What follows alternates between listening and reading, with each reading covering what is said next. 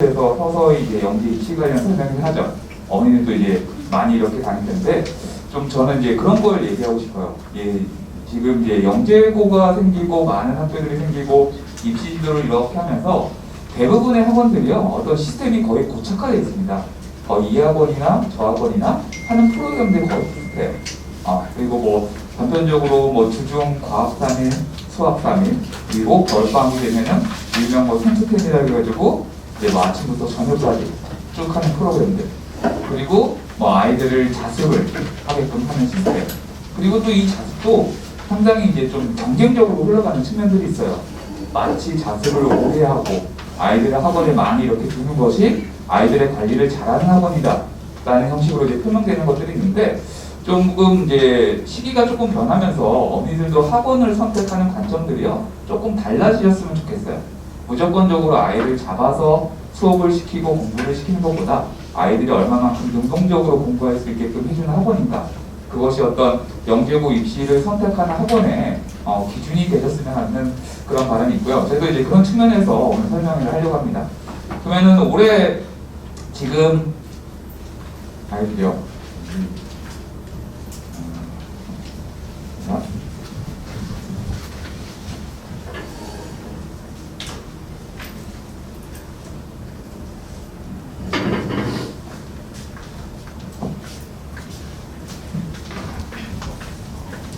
올해 같은 경우에 좀 전형들을 보면요, 뭐 전형은 예전과 크게 달라진 게 없고요. 1단계 서류, 2단계, 3단계 이렇게 거치게 되는데요. 예전과 다른 점은 올해 같은 경우 이제 코로나 이슈 때문에 시기가 많이 지연이 됐어요. 그래서 예전보다 이제 한 달 정도씩 이제 뒤로 미뤄진 측면이 있고요. 뭐 내년에는 좀 정상화가 되면은 이제 2단계 시험을 보통 이제 5월 중순에 봅니다. 5월 중순에 보는데 올해 같은 경우는 이제 6월 중순에 봤고요. 캠프도 한 7월 초쯤에 이제 캠프를 하는데요. 대부분의 올해 같은 경우는 뭐 7월 중순에서 늦게는 이제 8월 중순까지 이렇게 이어지는 그런 다른 측면이 있었는데, 내년에는 뭐 시기는 예전과 다르게 똑같이 이렇게 볼 거라고 이제 예상을 하고요. 그 다음에 이제 올해 전형에서 좀 변화를 보면요, 좀 이제 달라진 부분들을 이렇게 특집을 했는데요. 가장 큰 서울 같은 경우에 가장 큰 변화는요, 요거 아무래도 우선 선발이 아닐까 싶어요. 우선 선발이 예전에는 어떤 이제 지역당 한 명 이내 한 명 정도의 어떤 인원을 선발했었는데, 올해 같은 경우는 2명 이내로 이렇게 어떤 서울 지역에서 25개 어떤 구역에서 선발하고요. 전국에서 한 16개 어떤 지역에서 이렇게 선발하는데, 이 우선 선발 같은 경우가 좀 서울이 많이 늘어나는데, 이제 결과적인 측면은 좀 지켜봐야 될 것 같아요. 그리고 우선 선발을 하는 방법에 대해서 간략하게 말씀을 드릴게요. 일단 우선 선발의 기준은요, 2차를 선발하는 인원 안에 들어야 됩니다. 만약에 서울에 한 400명이 시험을 봤는데 2차에서 200명을 뽑아요. 그러면 200명 안에 들어야지 우선 선발이 될 수 있어요. 그리고 200명 안에 드는 안에서 어떤 지역별로 나눴을 때, 예를 들어서 뭐 뭐 대전 학생이 서울에 지원하게 된 학생이 있어요. 여기 10명이 지원했는데 200명 안에 대전 지역의 아이들이 만약에 3명이 들어갔다. 그러면 그 3명 중에 성적순에서 2명이 우선 선발이 되는 거예요. 근데 10명이 시험 봤는데 1명만 이렇게 200명에 되면은 그 1명만 결론적으로 우선 선발이 되는 거고요. 그러니까 우선 선발이는 2명으로 늘렸지만 이 인원이 모두 다 채워지는 건 아니라는 거.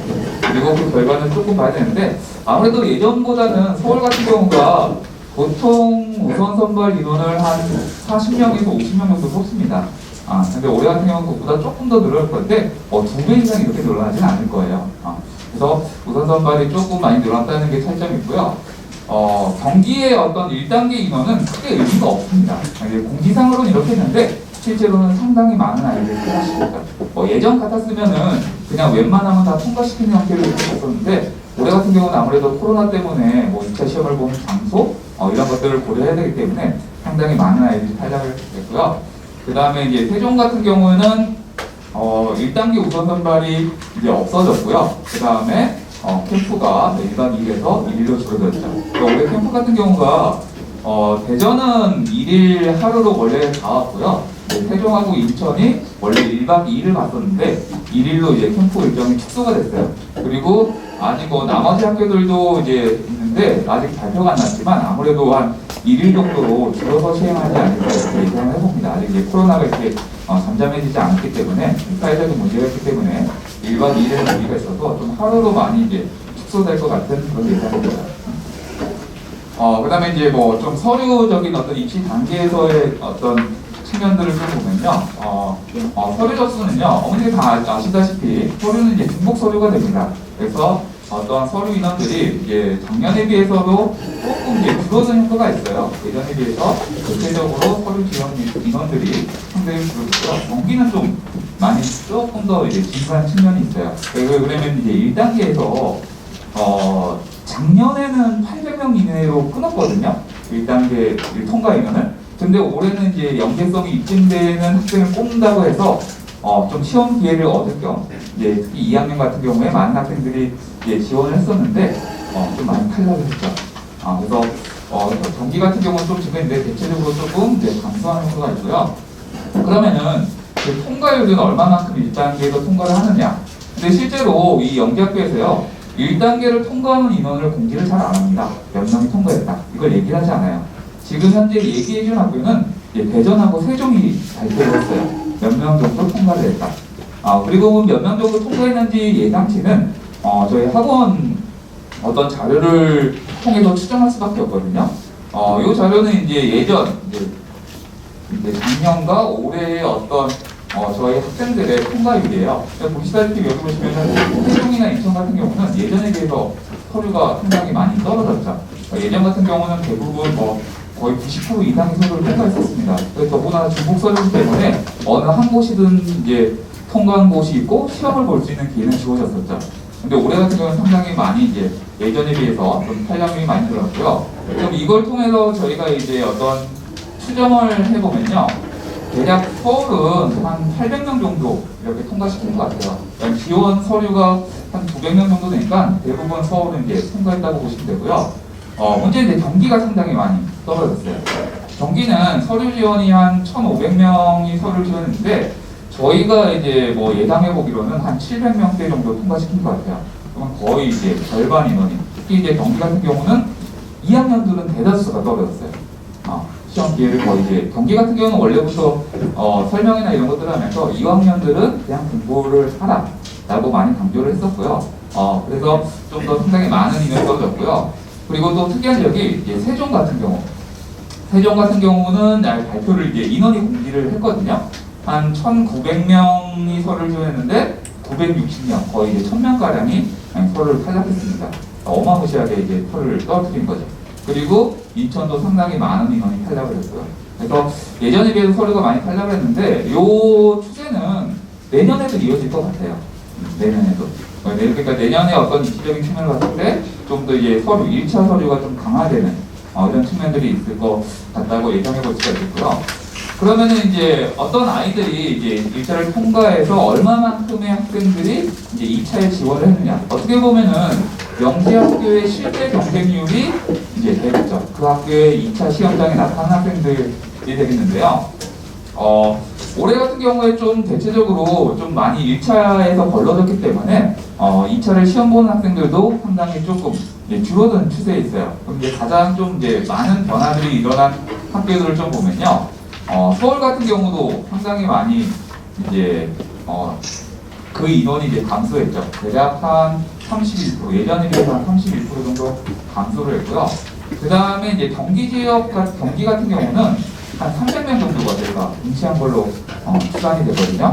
그러면 이제 300명 안에서 이제 2차 경쟁을 해서 이제 다음 단계로 넘어가게 되는 거죠. 그러면 경쟁률이 그렇게 세진 않죠. 생각하는 것보다. 여기에서 대략 이제 영재학교에서는 정원에 대략 한 2배수나 1.5배수를 뽑아요.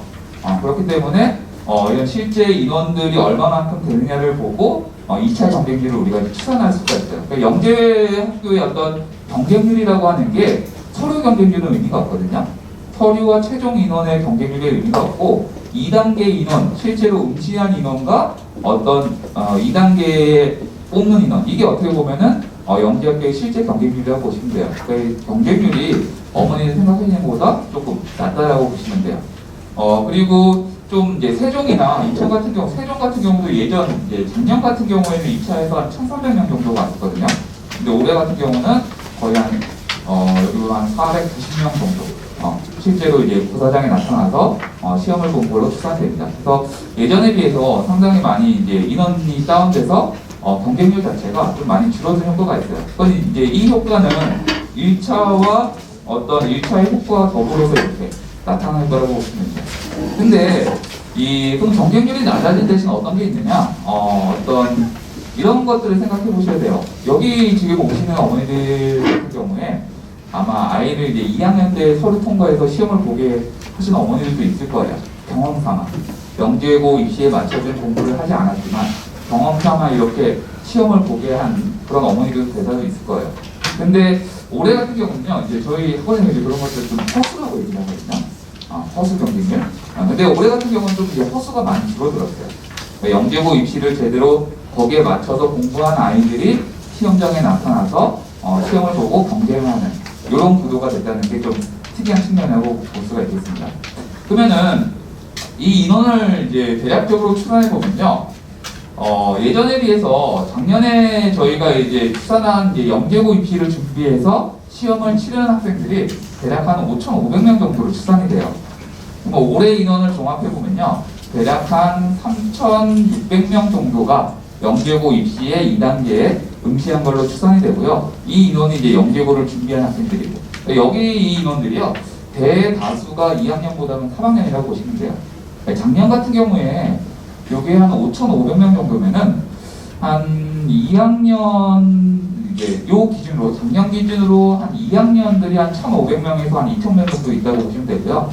3학년이 한 3,000명에서 한 3,500명 정도 된다고 보시면 돼요. 그러니까 어떤 2학년의 어떤 통과율이 많이 줄어든 만큼 전체적인 응시율이 떨어졌고요. 그리고 올해 같은 경우는 2학년만 많이 떨어진 게 아니라 3학년들도 서류에서 많이 떨어졌어요, 실제로. 그래서 전체적인 인원이 이제 2차에 응시한 인원이 전체적으로 감소했다고 보시면 되고요. 또 더불어서 조금 이제 학력 인구의 감소 효과도 좀 더불어서 영재고를 실제로 지원하는 아이들의 인원이 조금 줄었다. 이런 효과가 올해 좀 나타났다고 볼 수 있겠습니다.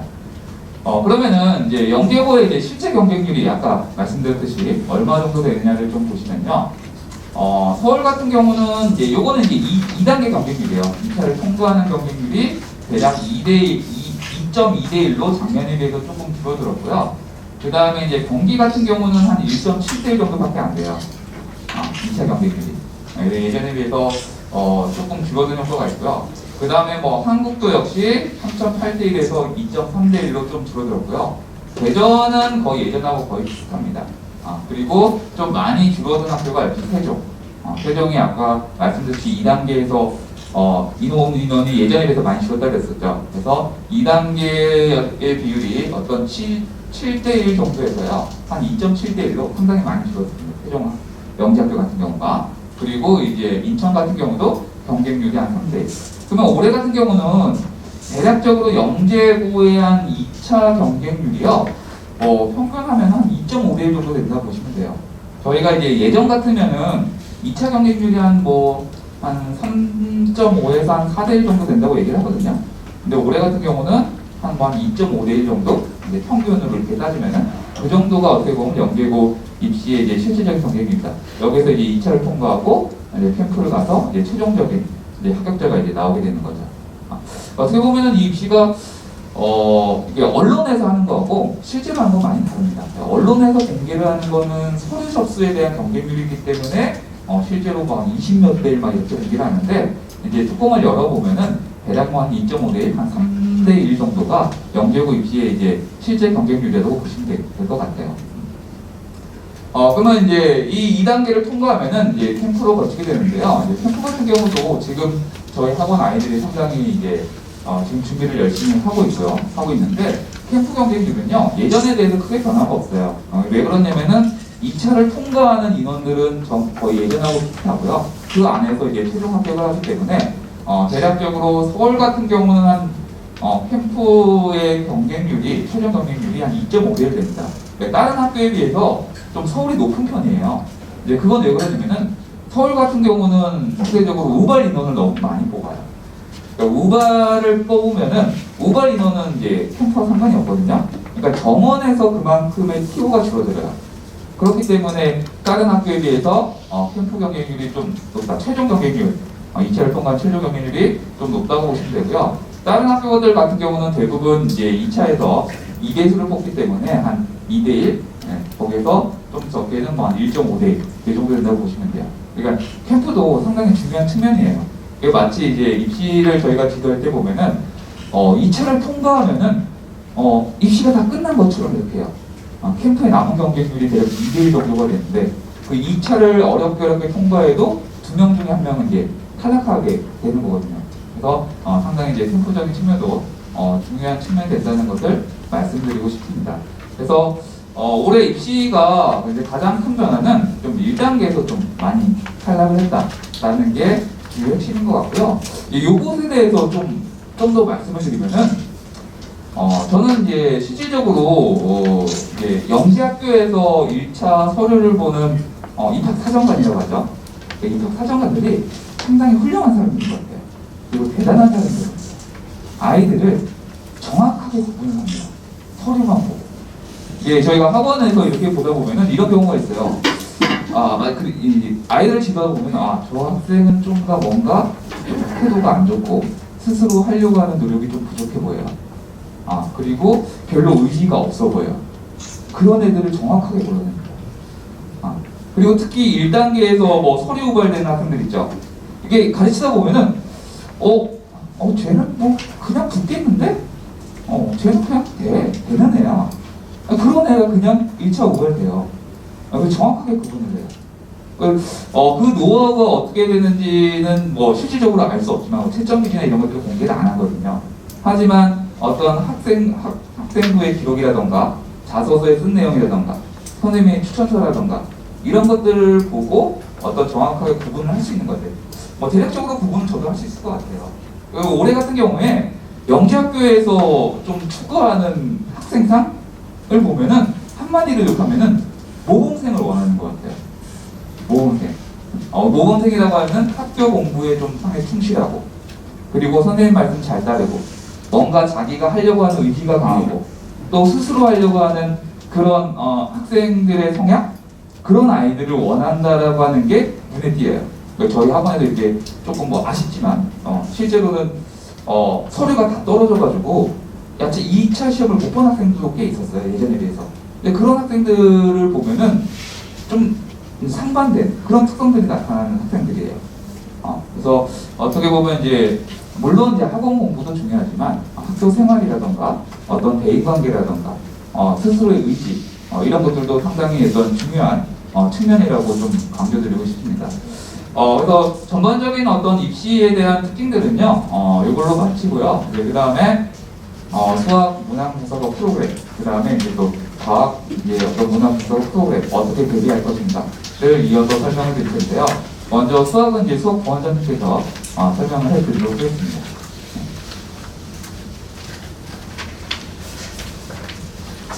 안녕하세요. 다음 연대 수업 과정 김지우입니다. 일단은 첫 번째로는 올해 시험이 어떻게 나왔는지 좀 말씀을 드려야 되니까 좀 말씀을 드릴 건데요. 근데 이거 영화 보듯이 그냥 쭉 한번 봤어요. 어떻게 나왔는지. 일단은 서울인데요. 서울 보시면 일단 큰 데는 변화는 없어요. 변화는 없는데 이게 좀 보셔야 될 게 작년에 좀 그랬지만 이 부분은 명확한 것 같아요. 그러니까 좀 이따 정리를 해드릴 건데 어떤 이론적인 깊이가 있는 문제들이 나오고 이러진 않아요. 오히려 문제 해결 능력이 필요한 문제예요. 그러니까 문제 자체 상황이 주어지고 그거 안에서 문제를 해결해 나가는 거죠. 그러니까 아이가 문제를 해결할 수 있는 힘이 필요해요. 수학적인 역량. 이게 제일 힘들거든요, 사실. 네, 그래서 그런 부분. 그래서 보시면 어떤 사고를 바탕으로 한다 이렇게 말씀드렸는데 다시 한번 얘기해보면 이 사고라고 표현한 것 자체가 사실 그런 것들이에요. 네. 그러니까 아이들이 자기 힘으로 푸는 거. 네. 그래서 뭐 대표 문항들을 좀 보여드리는 거고요. 이게 뭐 킬러 문항이라고 하는 문항 중에 하나인데 융합형 문항이죠. 실제로 교환하면 이렇게 됩니다. 빨리 넘겨주시죠. 일단 경기는 그리고 예년 같은 경우에는 경시를 하지 않은 친구들도 사실은 이제 잘 볼 수 있을 만한, 그러니까 뭐 독해력이 있다든가 문제 해결력이 있다든가 이런 친구들이 좀 더 잘 볼 여지들이 많으셔 시험이었거든요. 근데 올해는 이제 좀 많이 본 듯한 문제들이 좀 많이 출제돼서 그런 부분 안에서는 경쟁이 있는 친구들이 좀 더 유리했던 그런 시험이 될 것 같아요. 근데 작년에 학단 교양적인 변한 건 있죠. 그리고 이렇게 뭐 문항들은 빠르게 그냥 보여드릴게요. 그리고 이제 한국 같은 경우에도 큰 변화 없어요. 똑같은 형태 유형도 함께 나왔고, 그리고 교과시마.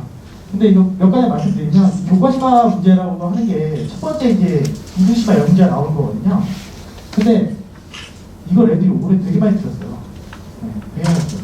그래서 여기서도 변별력이 있을 것 같다. 이게 일반적이고요. 그리고 이제 그러니까 이게 지금 하나의 문제인 거예요. 여러 문제짜리가 교과라고 되어 있잖아요. 그래서 이 문제를 애들이 절반 못 맞은 친구들이 있어요. 생각보다. 근데 이 문제들은 기본적인 문제이긴 하고 실제로 이제 공식 기초나 아니 중수시마에서 좀 어려운 문제. 숫자도 안 변하고 그대로 나온 문제들도 너무 게 있어요. 그래서 이거 많이 쓰는구나 싶고 필요 문제는 그 동그라미 될 것 같고요. 그래서 킬러브랑 중에 하나는 이건 중수시마 문제. 그리고 킬러브랑 중에 하나는 이게 정의면제를 전개를 접는 거거든요. 그래서 이거 자체를 이제 처리해놔라 뭐 이런 문제. 그러니까 이론적인 부분이 있는 거 아니에요? 그리고 계산. 계산은 이제 10분이 좀 강조하긴 했는데 애들이 진짜 많이 어려워했어요. 시험 자체를. 뭐 많이 아시다시피 시간이 부족한 학교이긴 한데 학교에서 의지를 보여줬어요. 왜 그러냐면 이렇게 있는데 그러니까 지금 이 세 문제 같은 경우에는 진짜 전형적인 중등시험 학교거든요. 그러니까 뭐 크게 뭐 진짜 교과에서만 다뤘거든요. 이 세 문제는 합치면 이제 11점 정도 되거든요. 근데 지금 2차 통과 컷이 40점이 안 될 수도 있을 것 같아요. 이게 무슨 말씀 드리는 거냐면 이런 문제 되게 중요하고 빠르고 정확하게 풀어야 돼요. 어렵지 않은 문제. 근데 이게 생각보다 쉽지 않은 거죠. 그리고 지금 경시형 단단 경시 나눠평 문항도 있고요. 그 다음에 좀 나눠평 문항들 태평으로 나와 있지만 그런 것들 출제되고요. 그리고 이제 세종은 이제 확실히 일단은 1교시랑 3교시가 좀 차이가 있는데요. 1교시 같은 경우에는 중등시마 문제도 있고 경시에서 단답형 문제들도 있어요. 근데 그것들은 확실히 맞춰줘야 될 부분들을 맞춰줘야지 경쟁력이 생기는 거고 3교시에서 이제 이 여성문항이 여성문항에서 절반 정도 맞춰줘야지 잘 통과할 수 있지 않을까. 이거는 합격권에 있는 친구 아닐까 이런 생각이 들긴 해요. 그래서 문제가 쉽지 않았어요. 그러니까 예전 기준으로 우리가 듣고 공부가 좀 덜 돼 있으니까 세종 봐야지 쉽지 않아요. 쉽지 않아요. 그래서 실제로 이제 문항들은 이렇게 되고요. 21문항이 나왔는데 1교시에 잘 냈어요. 문제 잘 냈어요. 킬러문항도 실제 존재하고요. 그러니까 이거 안에서는 확실히 아이들이 기본적인 부분이 잘 다져져 있는 친구들이 잘 볼 수밖에 없는 시험이었고요. 그리고 플러스 알파가 있는 친구들이 킬러문항까지 걸릴 수 있고 이 정도. 그래서 문제를 좀 보시면 이런 문제는 간단한 중등시험 문제인데요. 이게 애들이 많이 못 맞췄어요. 틀린 애들이 꽤 많아요. 왜 그러냐면 여기 6분이라고 써있는 게 있는데 원래 답이 24분이거든요. 근데 처음부터 가면 30분이에요. 30분에서 6분을 빼야 돼요. 24분. 그러니까 실수를 하면 실수죠. 근데 이것도 많이 틀렸어요. 그래서 이런 문제들은 실제로 제대로 된 영재학습을 준비한 학원이라면 다 하는 문제들이에요.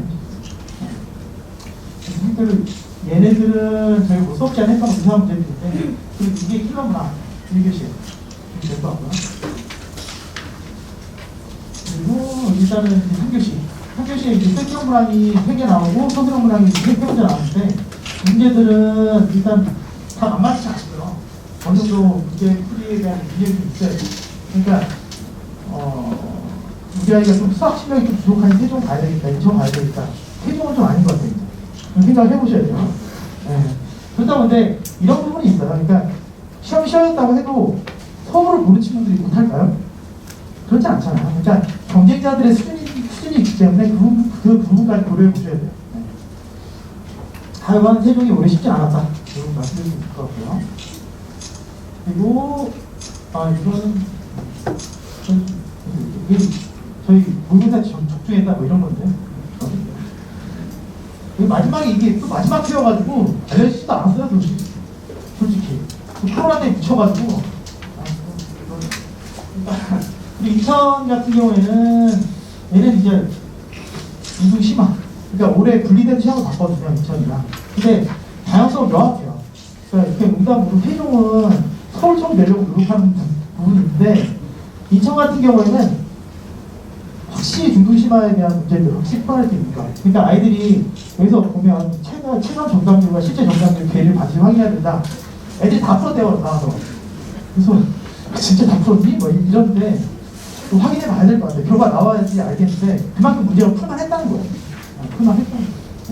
하지만 이게 시간은 좀 부족했다는 거예요. 그래서 이렇게 그리고 문제들은 이렇게 내신 문제가 이미 되어 있잖아요. 이게 이런 부분이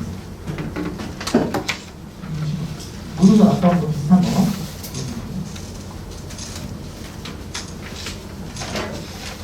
그래서 좀 말씀을 좀 드리는 부분도 좀 있는데요. 그러니까 이게 문제적인 부분들 좀 생각하셔야 될 게 몇 가지 있어요. 그러니까 요즘에 중도심화가 중요하다. 이걸 많이 어머니들도 알고 계세요. 옛날에 되게 무시하셨거든요, 중도심화. 아니, 영재고가 중도심화라는 게 이렇게 말씀하셨는데 중도심화가 되게 중요한 거 맞고요. 그리고 몇 가지에서 이제 사실 여러 가지 혼란스러운 부분들이 있잖아요. 그러니까 어떤 거냐면 뭐 사실 태고도 그렇고 지금 뭐다 올림피아도 그렇고 정해지지 않은 부분들이 있는데 명확하게 이제 제시되는 부분들이 저는 좀 있다고 생각해요. 첫 번째는 아까 이제 김영덕 부원장님도 말씀해 주셨는데 그 1차 서류 강화되는 게 어떤 의미일까에 대해서 좀 생각을 해보면 그러니까 서류가 이제 강화돼 작년부터 그런 거 같아요. 시험 보고 싶은 학교를 못 본다거나 그러니까 막 한국을 내가 너무 보고 싶었어. 근데 한국 떨어지고 계속 붙었어. 예를 들면 한국 떨어지고 세종을 붙었어.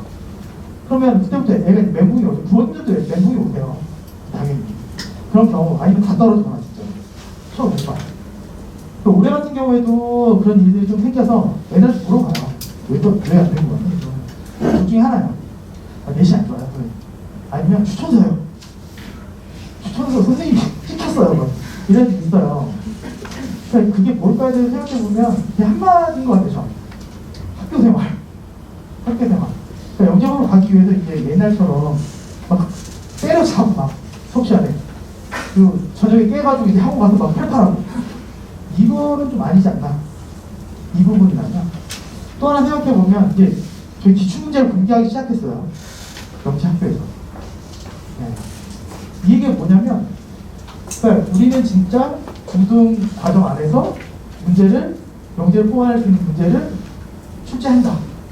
이런 의미라고 생각해요. 그러니까 뭐 괴물 같은 문제들만 막 내가지고 절대 중학생들이 풀지 못할 문제들을 공부를 꼭 해야지만 되는 문제들을 내지 않았다. 이거라고 생각해요. 저는. 그러니까 다시 한번 이걸 돌이켜보면 어쩌면 영재학교에서는 옛날부터 그런 친구들을 뽑고 싶었는지도 모르겠다. 그런 생각이 좀 들긴 해요. 학교생활 아까 이제 부원장님 말씀하셨는데 모범생을 뽑고 싶다. 이거죠. 네.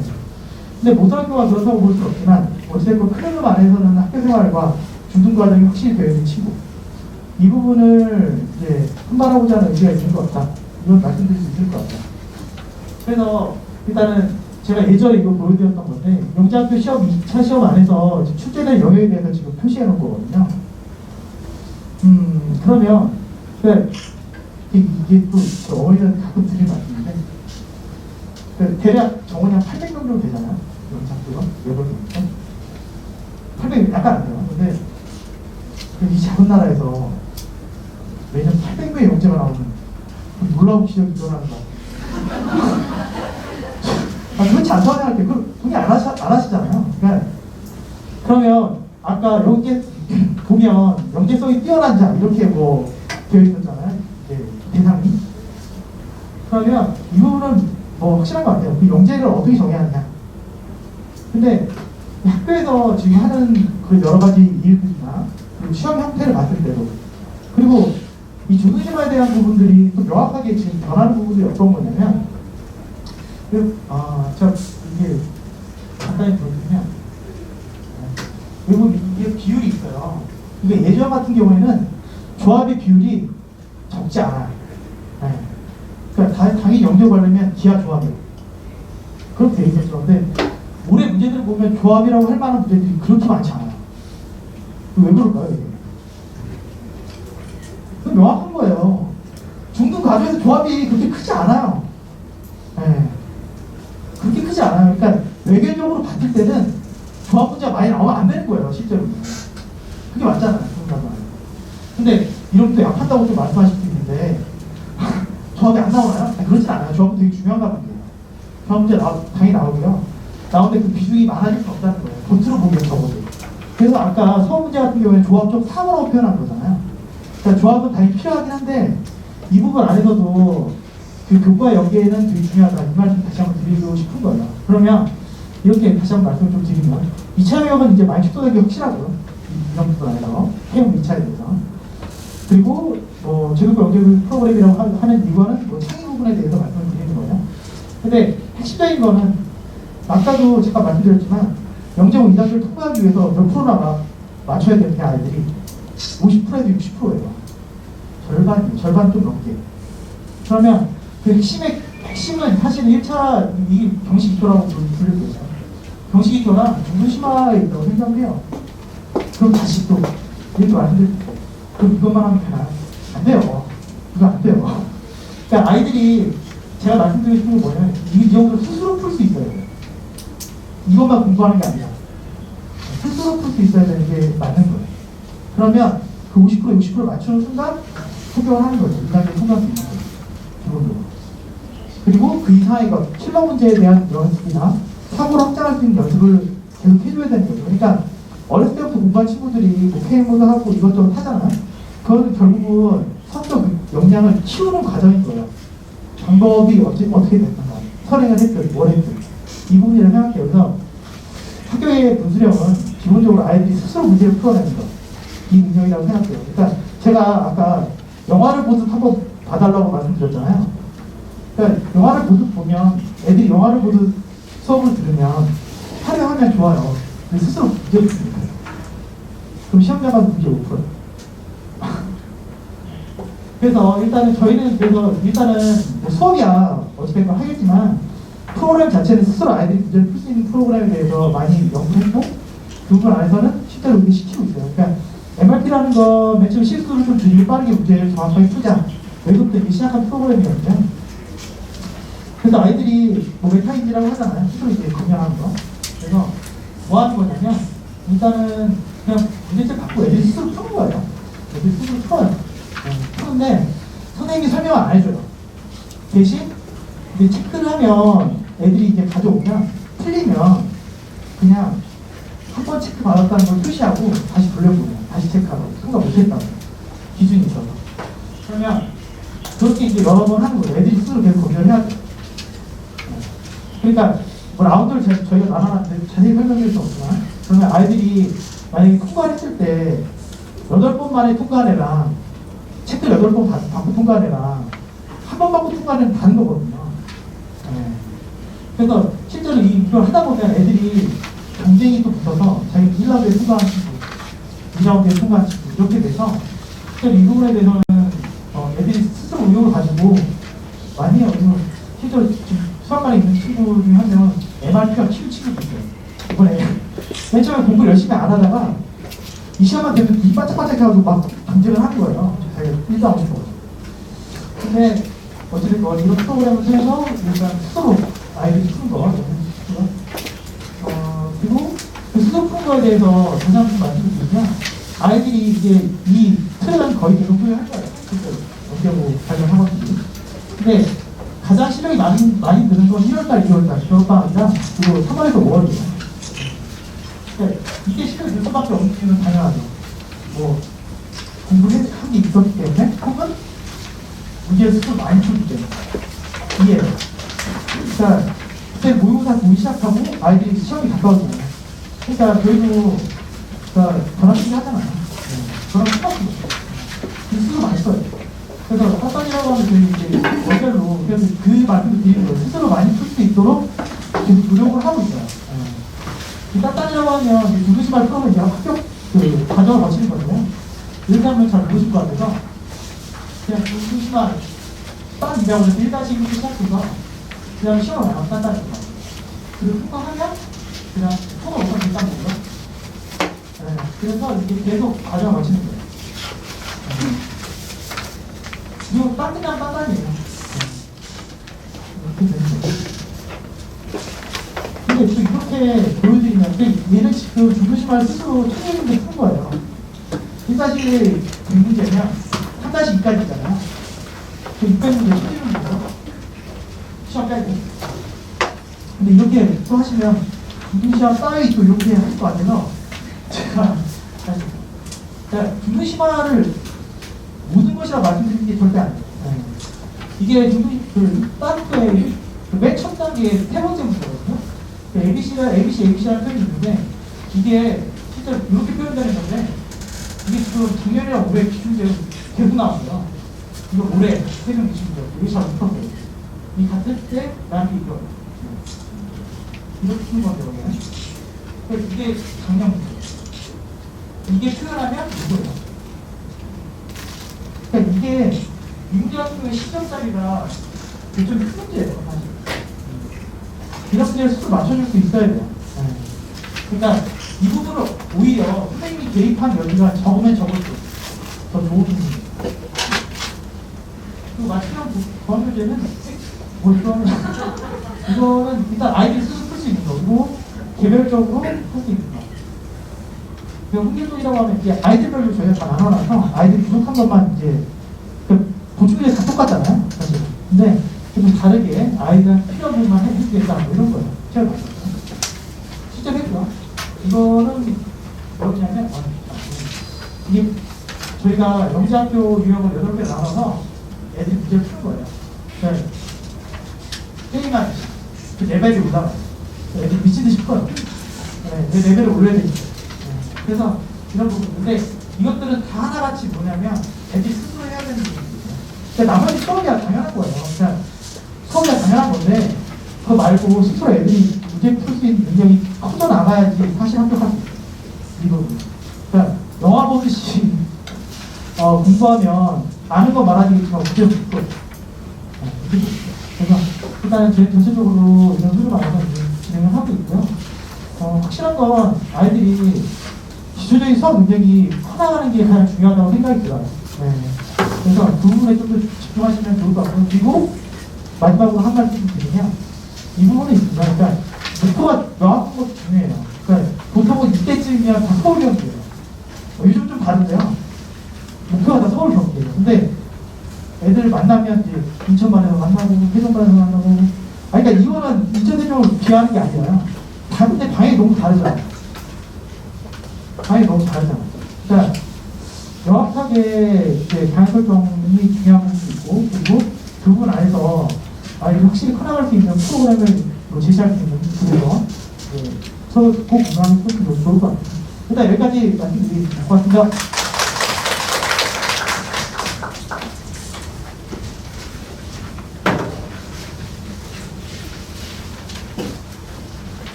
안녕하세요. 그렇네요. 제가 이제 과학과 프로그램 이제 문제 유형 분석의 프로그램에 대해서 좀 설명을 드릴 텐데요. 먼저 말씀드리면 저는 이제 영재관에서 지구학 수업을 맡고 있습니다. 이제 주된 업무고요. 전체적인 어떤 이제 과학의 좀 문항수, 이제 문항수의 비율을 보면 이제 문항수가 중요한 건 아닌데요. 저희가 어머님들한테 이 자체를 보여드릴 이유는 뭐냐면은 거의 학교별로 문항 배열이 이런 것들은 거의 정해져 있습니다. 거의 비슷하게 나고요. 전체적으로 봤을 때 한 가지 이렇게 문항수가 작은 학교가 문제 난이도가 높다 라고 보시면 돼요. 그리고 또 하나 보시는 게 뭐냐면은 모든 학교가 물화생지를 출제를 합니다. 그리고 물화생지의 비율을 보면요, 보통 이제 물리화학과 생지를 묶어버리면은 물화 생지의 비율이 1대 5대 5인 학교가 있죠. 그 다음에 한 6대 4 정도 이렇게 된다고 보시면 돼요. 그래서 전반적으로 영재고 입시에 맞춰서 공부를 하려면은 얼마만큼 이제 과학에서 물화생지의 공부가 한탄이 되느냐 이게 중요한 포인트라고 보시면 되고요. 조금 더 얘기를 하자면은 이제 서울 같은 경우는 이제 어머니들 아시기 더 서술형 문항입니다. 서술형 문항으로 출제가 되고요. 경기 같은 경우는 단답형과 서술형으로 출제됩니다. 예전에는 경기 같은 경우가 이제 서술형이 없었는데요. 재작년부터 이제 서술형을 출제하기 시작했어요. 1교시에는 단답형으로 나오고 2교시에는 이제 서술형 문항이 출제가 되고요. 그 다음에 한가형은 이제 서술형이고요. 이제 대전 같은 경우는 이제 단답형이라고 보시면 돼요. 그 다음에 대구 같은 경우가 이제 객관식으로 냈었는데 올해는 객관식이 없었어요. 이제 객관식이 없고 이제 단답형 및 이제 약서술 정도의 문항으로 출제가 됐고요. 그 다음에 이제 광주 같은 경우도 이제 단답형 및 약서술, 뭐 세종, 인천, 대전, 대구, 광주, 세종, 인천은요 이제 단답형 및 약서술 형태라고 보시면 될 것 같아요. 그래서 전체적인 어떤 문항에 대해서 좀 살펴봤고요. 그리고 올해 같은 경우에 조금 이제 작년에 비해서 좀 변화된 부분들이 있는데요. 요거는 작년 겁니다. 안 찍으셔도 돼요. 그러면 올해 같은 경우는 작년에 비해서 어떻게 변했냐 보시면은 요 색깔된 부분이 좀 달라진 부분이에요. 뭐 서울은 작년에 비해서 올해 같은 경우가 크게 달라진 점이 없고요. 조금 달라진 점은 이제 과학 문항수가 조금 늘었어요. 작년에 비해서. 그리고 경기 같은 경우는 작년에 비해서 여기 1교시, 경기가 1교시, 2교시, 1교시의 수학과학을 같이 봅니다. 2교시도 수학과학을 같이 보고요. 그래서 1교시 때 단답형, 이제 2교시 때 어떤 서술형 문항이 나는데요. 올해 같은 경우에 경기 1교시의 시간이 좀 줄었어요. 그래서 예전에 비해서 문항수가 조금 이제 줄어든 차이점이 있고요. 그 다음에 이제 대전 같은 경우도 보면은 이제 대전 같은 경우는 수학을 보고요. 그 다음에 과학은 좀 나눠서 봅니다. 올해생들을 다 각각 나눠서 보고요. 그리고 올해 같은 경우는 이제 작년에 비해서 과목당 시간이 10분씩 줄었어요. 그러니까 이제 수학 같은 경우는 작년에 100분 같고요. 그 다음에 모라생지가 30분, 25분, 30분, 25분인데 작년에는 40분, 35분 이렇게 봤어요. 그러니까 시간이 줄어들었기 때문에 거기에 대한 문항수도 조금 이제 변경이 있고 난이도적인 측면에서 조금 변화가 있었습니다. 그 다음에 뭐 대구나 광주는 예전과 비슷하고요. 올해 같은 경우는 또 세종이 조금 변했는데요. 세종 같은 경우에 예전에는 그냥 수학 과학을 봤어요. 나눠서 수학 과학을 봤는데 올해 같은 경우는 수원, 이제 수학 고등 수원은 아니고요. 수학원, 그 다음에 과학, 그 다음에 수학투. 수학은 1교시 때는 이제 어떻게 보면은 기본 내용이고, 그 다음에 이제 3교시 때는 조금 이제 서술형 문항, 서술형 수학 문항 이렇게 봤다고 보시면 되고, 그래서 조금 수학을 나눠서 봤다는 게 올해 좀 차이점이고요. 인천은 이제 예전과 똑같이 봤는데요. 또 달라진 점이 작년에는 이제 작년까지는 세종하고 인천 문제가 똑같았어요. 똑같이 봤었는데 올해부터 세종과 인천이 문제를 각각 따로따로 자기 학교에서 각각 따로따로 이렇게 출제가 된 경향이 좀 차이점이라고 보시면 되고 그러면은 이런 변화 속에 좀 난이도가 어느 정도 되느냐 그걸 잠깐 보시면요. 저희가 이제 보면은 이제 각 과목별로 난이도를 조금 이제 예전에 비해서 작년에 비해서 상승했는지 하강했는지 그리고 대략 어느 정도를 맞아야지 조금 2차 통과가 가능한지를 이제 추정한 자료인데요. 서울 같은 경우는 뭐 물리가 이제 작년에 비해서 조금 이제 상승한 경우에서 물리하고 지구학이 작년에 비해서 조금 어려웠다는 얘기예요. 그리고 이제 뭐 생물은 조금 이제 난이도는 하락했고요. 대략 한 절반 정도 맞으면은 2차 과학에서 2차는 통과하지 않을까 이렇게 추산을 하고 있습니다. 그리고 경기는 예전에 작년에 비해서 조금 문제의 난이도 조금만 하락했다고 보시면 돼요. 근데 이게 올해가 그렇다는 얘기지 내년에 또 어떻게 될지 몰라요. 그리고 이제 뭐 한국이나 대전, 대구 같은 경우는요 대략적으로 이제 작년 비해서 문제가 조금 더 쉬웠다고 보시면 되고요. 그리고 뭐 세종은 조금 이제 작년에 비해서 조금 상승했다라고 보시면 될 것 같습니다. 그래서 대체적으로 이게 매년 이게 조금씩 변해요. 작년에 비해서 조금 문제 수준이 조금 이제 문제의 질 자체가 조금 낮은 떨어진 학교도 있고요. 좀 더 어려운 문제가 출제되는 학교도 있고요. 근데 대략적으로 보면은 저희가 그러면 이 2단계의 이 문항을 얼마 정도 맞아야 되느냐? 대략적으로 보시면요 거의 절반이라고 보시면 돼요. 절반 정도. 그러니까 2단계 문제 중에 한 절반 정도 맞으면은 2차는 어느 정도 통과할 수 있는 그런 합격선이라고 보시면 되는데 이제 여기서 보시면 이제 이걸 보여드리는 이유가 이제 어머님들이 이제 영재관에 들어와서 아이들이 이제 영재관에 관련된 이제 영재학교에 관련된 뭐 테스트라던가 원래 평가라든가 모의고사 이런 것들을 봅니다.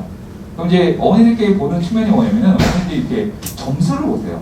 점수를 보고 많이 실망을 합니다. 아, 우리 아이는 뭐 이제 뭐 다른 거 할 때는 뭐 물리도 90점, 100점 무조건 맞고 뭐 그랬었는데 영재관에서 시험을 보면은 점수가 아닌 거예요. 뭐 100점 만점에 뭐 40점, 30점 막 이렇게 맞습니다. 그걸 보고 많이들 실망을 한대요. 근데 그거는 이제 영재고 자체가 어떤 절대평가가 아니고 상대평가예요. 그리고 저희가 학원에서 어떤 치르는 평가들도 다 상대평가로 보시면 됩니다. 그래서 문제 수준이 조금 그만큼 어렵고 해결하기가 그렇게 쉽지 않아요. 쉬운 듯 어려운 이런 문항들이 상당히 많이 소진돼 있어요. 실제로 보면은.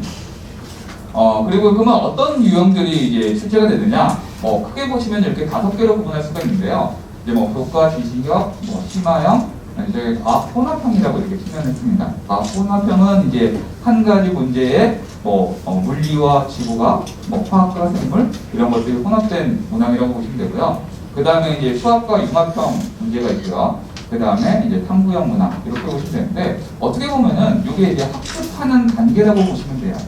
아이들의 학습 순위, 총 교과 지식적인 측면에서 점점점 깊이 들어가는 측면이라고 보시면 되는데 잠깐 예시를 보면서 말씀을 드리면은 교과 지식형은 말 그대로 이제 중등과학에 해당하는 교과적인 지식을 물어보는 학교예요. 어떻게 보면 잘 암기만 해도 풀 수 있는 거. 근데 암기하기도 쉽지 않거든요. 그래서 그럼 이런 교과 지식형 문제는 어디에서 많이 출제가 되느냐? 보통은 이제 세종이나 인천 그리고 이제 대전에서 이제 간혹 이제 출제가 됩니다. 그래서 주로 이제 교과 지식형 문항들이 있고요. 그 다음에 이제 교과 심화형 문제가 있어요. 이제 좀 사고를 해야 되는 문항들이죠. 그러면 이런 문항들은 대부분 이제 보통 보면은 이제 대전이라던가 아니면은 이제 경기에서 1교시 같은 문항들, 경기 1교시 문항들에서 교과 심화형. 그리고 이제 세종이나 인천 같은 경우에 일명 우리가 이제 킬러 문항이라고 하죠. 킬러 문항 같은 경우가 어떻게 보면 이제 교과 심화형 문제로 출제가 된다고 보시면 돼요. 단편적인 문항이 아닌 그냥 한 단계나 두 단계 정도를 생각해서 풀어야 되는 그런 문항들이 출제가 되고요. 그 다음에 이제 과학 혼합형이 있어요. 혼합형은 한 가지 문제에 어떤 이제 생물학적인 것과 화학적인 것, 이제 두 개의 영역을 묶어서 출제가 되는 거죠. 이 과학 혼합형은 어느 학교에서 출제가 되느냐? 서울에서 출제가 됩니다. 서울 문제들을 보면은 한 가지 주제에 꼬리 문제들이 있어요. 그러면 꼬리 문제 1번은 생물에 대해서 물어보고요. 2번은 화학에 대해서 물어보고, 뭐 한 번은 물리에 대해서 물어보고, 이렇게 여러 가지 어떤 영역을 이제 혼합해서 물어보는 거는 이제 어떤 서울의 어떤 문항이라고 보시면 될 것 같습니다. 그 다음에 이제 수학 융합형이 있는데요. 이제 과학적인 지식과 그거를 이제 수학적으로 해결하는 이런 문제들이 있어요. 그걸 이제 수학 융합형이라고 했는데 수학 융합형은 서울에서 출제가 됩니다. 서울 같은 경우에 어떤 과학적인 내용과 거기에 이제 수학적인 해결력을 덧붙여서 문제를 풀게끔 그러니까 상당히 어려운 문제죠.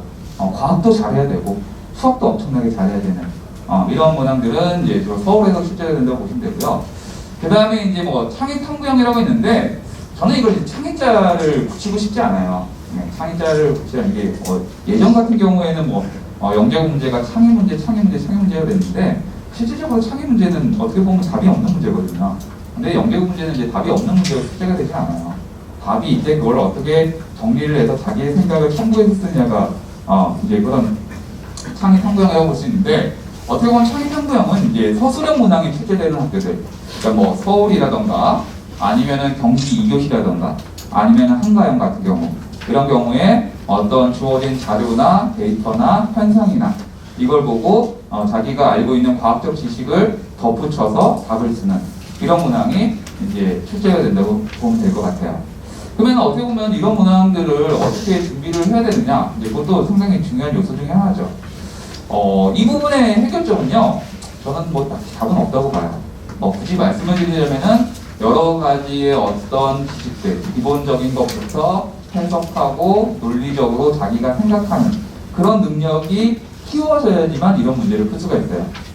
그러면은 그런 것들을 어떻게 키울까에 대한 문제점이 생기죠. 상당히 이제 어려운 주제이기도 해요. 이제 뭐 그런 것들을 이제 이후에 점차 이제 하나하나 풀어갈 텐데요. 먼저 그 전에 좀 요걸 말씀드리고 싶어요. 지금 이제 올해 같은 경우가 이제 코로나가 터지면서 이제 많이 혼란이 생기는 그런 시점이 이제 현재고요. 그리고 지금 여기 계신 어머님들도 상당히 아이 공부를 어떻게 시킬까? 언제부터 할까? 무엇을 준비시킬까? 어느 학원에서 공부를 시킬까? 상당히 많이 공부 이제 고민이 되는 그런 이제 학부모님이라고 생각을 해요. 예전에는 딱히 이제 시기가 되면 이거 하고 거의 패턴이 정해져 있었거든요. 근데 올해는 좀 여러 가지 일정들의 변동도 생기고 뭔가 불안감이 되는 것들도 많이 들려오고 그래서 많이 고민을 하실 것 같아서 그거에 대해서 조금 언급을 하고 진행을 하도록 하겠습니다. 올해 같은 경우에요, 입시가 상당히 많이 조금 일정이 많이 변동이 됐죠. 케이모 같은 경우는 언제 볼지 모르고 그 다음에 이놈의 물올은 온라인으로 9월달에 본다 그러고 이거를 봐야 될지 말아야 될지 무슨 의미가 있을지 그리고 화학은 또 연기되다가 언제 볼지도 모르고 일단 8월달에는 안 볼 것 같고요. 뒤로 뭐 9월달이나 좀 미뤄지겠죠. 시험 형태도 그냥 볼지 물리처럼 온라인으로 볼지 그건 알 수 없고요. 발표가 나야지 알 것 같고요. 그 다음에 또 하나 큰 이슈가 이게 있죠. 지금 영재고에 대해서 영재고가 사교육을 조정한다고 해서 2차 지실평가를 폐지하겠다, 손을 보겠다 라고 하는 이제 그런 얘기들이 들려오죠. 요거에 대해 잠깐 언급을 하자면요. 이게 어떤 이제 교육부 문서에 나와 있는 내용인데요. 초중등 교육법을 개선해서 과학고와 영재고의 어떤 일정을 조정하고 지필평가를 조금 손을 보겠다라고 하는 어떤 예시안으로 나온 거예요. 이제 공지가 확정이 된 건 아니고요. 그리고 또 이거의 문제점을 보면은 과거하고 영재고는요 분량이 달라요. 과거는 초중등 교육법을 따릅니다. 그리고 영재고는 영재교육진흥법을 따라요. 법령이 달라요. 그럼 이걸 손보려면 두 개를 손봐야 돼요. 그래서 단편한 예시로 나온 거지 확정된 건 아니에요. 그래서 어머님들은 불안해하세요. 혹시 이게 공부했는데 지필평가되면은 안 해도 되는 거 아니야? 이런 생각도 들 거고 어떻게 준비를 해야 될지 지필평가되면은 면접이나 이런 거 볼 것 같은데 그러면 이거에 대한 대비는 어떻게 해야 되는지 이런 고민들도 많이 드실 것 같아요. 그런 거에 대해서 조금 짚어보도록 하겠는데요. 먼저 요 문항 영재고 지필이 폐지되지 않을까? 폐기된다면 어떻게 할까? 이건 확정된 건 아니에요. 그러면은 이거에 대해서는 이제 우리가 무엇을 생각해봐야 되느냐? 이 측면을 좀 생각해봐야 될 것 같아요. 지금까지 영재학교는 어떤 학생들을 선발해 왔는가? 그 다음에 수학에 대한 영재학교는 수학과학을 좋아하고 이것을 앞으로 공부를 해가고 진로를 정하고 이런 학생들을 선발을 해가는데 그러면 시험에서 지필평가를 안 본다 그러면은 어느 정도 성취도를 어떻게 판단할 것인가? 그럼 그거에 대한 대비법을 어떻게 할 것인가? 이런 것들이 이제 생각해봐야 될 문제라고 저는 생각을 해요. 그래서 보면은 이제 지금까지 영재학교에서는요, 앞에서 설명했듯이 1단계, 2단계, 3단계 전형을 나눠서 진행을 해왔고요, 선발을 해왔고요. 거기에 대해서 평가되는 항목은요, 이런 측면들을 평가해 왔습니다. 1단계에서 보시면은 올해 같은 경우는 아까 말씀드린 1단계가 상당히 이제 강화된 측면이 있다고 했었죠. 그리고 2단계에서는 이제 수학과학에 대한 시험을 보고 3단계에서는 이제 수학과학에 대한 영재성뿐만 아니라 그 아이가 얼마만큼 이제 소통하고 남과 잘 어울리고 이런 적인 측면, 인성적인 측면들을 평가하는 게 캠프인데요. 만약에 만에 하나, 이건 만에 하나입니다. 지필평가가 없어진다면은 단순합니다. 서류와 이걸 묶어서 하겠죠. 근데 이게 당장 내년에 시행될 것 같지는 않아요. 언젠가는 변화가 있을 수 있어도 그것이 아닐 건데 저희가 이제 만에 하나는 가정하에서 이제 말씀을 드리는 겁니다. 그러면은 이 두 개를 묶었을 때는 어떻게 하겠는가? 그거에 대한 좀 말씀을 드리면요. 제가 이제 몇 가지 문제를 보여드릴게요. 여기 첫 번째 문항이 있습니다. 이게 영재고 문제예요. 이제 지필평가 문항이거든요. 좀 잘 보이실지 모르겠는데, 요거는 이제 화산과 관련돼서 화학과 지구학적 개념을 섞어서 물어본 문항이에요. 이런 문제가 있고요. 잘 보셔야 됩니다. 그 다음에 2번 문항은 요건 이제 생물 문제인데, 신장과 관련된 거, 그 다음에 배설기관에 관련된 단편적인 이제 문항을 물어본 문항이에요. 요게 2번 문항입니다. 그 다음에 3번 문항은요, 식물의 잎의 구조에 대해서 생물과 잎의 구조에 대한 관점을 수학적으로 분석하고 탐구하는 문제입니다. 문제, 이런 유형의 문제가 있고요. 그 다음에 4번 문제는 요거는 이제 물리와 관련돼서 렌즈에서의 어떤 빛의 경로를 작도하고 그리고 판단하는 문제예요. 다 보셨나요? 그러면 이제 여기서 제가 문제를 드릴게요. 이 4개의 문제 중에서 영재학교 문제가 2단계 지필평가 문항이 아닌 건 몇 번일까요? 아닌 거. 요거 맞추시면 소정의 상품을 드립니다. 자, 다 선택하셨나요? 자, 1번 같다. 1번은 영재학교 문제 아니야. 다른 문제 같아요. 없나요? 2번. 이거 꼭 손드셔야 됩니다. 2번은 영재학교 문제 아닌 것 같아요. 뭐 틀리셔도 상관없습니다. 좀 이제 손을 드시네요. 3번. 이거 영재학교 문제는 아닌 것 같아요. 보통 뭐 한 3번, 4번 정도? 4번. 4번. 4번이 좀 더 손을 많이 드시네요. 말씀을 드리자면요. 1번은요, 이거 서울 2단계 지필 문제입니다. 그 다음에 2번은요, 이건 대전 문제예요. 대전 영재학교 문제. 그 다음에 4번은요, 4번은 세종 문제입니다. 영재학교 문제가 아닌 건 3번이에요. 그러면 3번 문제는 어느 문제냐? 이거는 한성 과거 문제입니다. 한성 과거 문제. 그러니까 한성 과거가 예전에 시험을 봤었죠. 그리고 이제 시험을 보다가 이제 그게 폐지가 되면서 어떤 면접 위주로 가죠. 뭐 출석 면담, 그 다음에 이제 소집 면접 위주로 가요. 근데 소집 면접에 관련된 문항이에요. 영재고 문항과 혹시 얼핏 보기에도 크게 차이는 없죠. 그러니까 어찌됐든 이제 영재학교는 어느 정도의 수학과학의 실력을 판단하게끔 입시 일정을 치러 나가요. 그게 뭐 지필 시험을 보든 아니면은 뭐 나중에 변화가 돼서 수시를 보든. 그러니까 영재학교의 문제를 해결만 어떤 유형으로 바뀌든 간에 영재학교의 어떤 추구하는 그 문항의 수준을 이해할 만큼의 학습 수준이 이루어져야 된다는 거죠.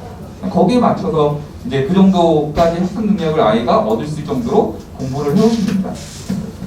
요거 3번 맞추신 분 상품 드리려고 그랬는데, 네. 요거 맞추신 분들은요, 오늘 설명이 끝나고 저랑 1대1 면접을 해주시면 기회를 드리도록 하겠습니다. 자, 그래서 좀 어떤 입시적인 측면을 살펴봤고요. 그 다음에 이제 일정들의 변화. 지금 상당히 혼란하는 시기죠. 이거 영재학교 준비해야 돼? 물얼하울 하다가 영재학교 준비하면 좀 늦을 것 같기도 하고. 그러면 이런 일정의 어떤 불안감에 대해서는 이런 것들을 생각해 봐야 될 것 같아요. 내가 이거 왜 해야 되지? 우리 아이들 이제 물얼하울을 왜 시킬까? 공부를 왜 시킬까? 페어를 왜 시킬까? 를 좀 고민을 해보시면 될 것 같아요. 저는 이제 물얼하울을 하는 거를 반대하는 입장은 아니에요. 물얼하울을 하는 것도 영재고 입시에 많은 도움이 됩니다. 예전 같으면요, 보통 지금 이제 7월, 이제 8월이잖아요. 어떻게 보면 8월은 올림픽 시즌이에요. 예전 같으면. 대부분의 학생들이 이제 뭐 7월 달에는 물을 집중적으로 하고 파이널 겪고요. 8월에는 이제 과학적인 측면을 보면은 이제 화월이 대부분 예전 같은 경우는 8월 거의 말 한 20며칠경 갔으니까 이제 여름방학 기간에는 이제 화월을 집중적으로 공부를 하고 화월이 끝나면 이제 영재고 종합반이 개강을 해서 이제 영재고 반에 맞춰서 이렇게 공부를 진행시켜 왔거든요. 여지껏은. 근데 올해는 좀 이제 그런 변화들이 많은 거죠. 그래서 예전 같으면은 이렇게 당연히 준비를 아마 해서 8월 만에 들어와서 영재반이 들어와서 이제 영재고를 준비를 했을 거예요. 그러면은 이제 이런 생각에서 올해는 어떤 생각을 해야 되느냐? 조금 더 본질적인 의미를 조금 생각을 해서 어차피 물얼과 화월을 공부시키는 거, 영재고를 위한 공부가 되죠. 그러니까 물얼 화월을 집중적으로 하면 좋은 점이 뭐냐? 물리와 화학에 대한 기본 능력이 많이 상승을 합니다. 그 기본 능력을 상승하고 영재반에 들어오면은 영재반에서 공부하는 내용들을 좀 더 수월하게 따라갈 수 있는 그런 장점이 있어요. 하지만 이제 물얼 화월에 대한 공부와 영재고 공부는 전혀 다른 측면이 있어요. 물리도 그렇고 화학도 그렇고. 그리고 범주에서도 좀 많이 차이가 나죠. 어떻게 보면 공부하는 범주는 물얼 화월의 범주가 더 크고요. 영재고는 거의 이제 중등 과정에 초점을 맞춰서 이렇게 하고요. 그리고 이제 문제 유형이나 어떤 사고의 능력도 조금 다르고요. 그래서 조금 더 이제 8월부터는 영재고의 입시에 초점을 맞춰서 조금씩 진행을 하는 것이 좋지 않을까 이렇게 생각을 해요. 그래서 예전에는 8월 같은 경우 무조건 물얼 이렇게 생각을 했었는데 조금 변화를 거쳐서 이제 8월 초부터 이제 영재에 대한 공부를 조금 더 비중을 늘리시고 그 다음에 시간적인 여유를 더불어서 올림을 같이 병행하는 형태의 준비 또는 이제 아예 영재고 입시에 초점을 맞춰서 진행하는 이런 프로그램이나 어떤 이런 과정들이 진행되지 않을까 싶어요. 그래서 저희 같은 경우도 그래서 이제 8월 달부터 영재반을 오픈을 합니다. 8월 2일 월요일부터 첫째 주부터 그래서 8월 달에 이제 영재고 실전반이 생기는데 주 이틀반이 있고 과학만 따지면 주 이틀반이 있고 주 3일반이 있어요. 주 이틀반 같은 경우는 8월 달에 영재고 공부와 더불어서 주말이라던가 이때 올림피아드를 같이 병행한 이렇게 준비를 하는 생각하시는 학부모님 같은 경우는 주 이틀반을 하셔도 될 것 같고요. 아니야, 올월 어차피 그거 상 받아야 상을 영재고 입시에 쓸 수 없거든요. 기록도 못하고 숙도 못하고 그 다음에 상의 의미가 조금 예전보다는 좀 퇴색이 됐죠. 실제로 올림피아상도 학원에서 이렇게 보면은 조금 후하게 쳐주면은 은상 밑으로는 잘 안 쳐줘요. 뭐 동상, 장려상 요거는 거의 이제 추세적으로 좀 상에 취급을 안 합니다. 그거는 뭐 조금 하고 운 좋으면 이렇게 받을 수 있는 거 이 정도로 하고요. 더군다나 이제 온라인 시험으로 본다 그러면은 그거에 대한 객관적인 성도 많이 떨어질 거고.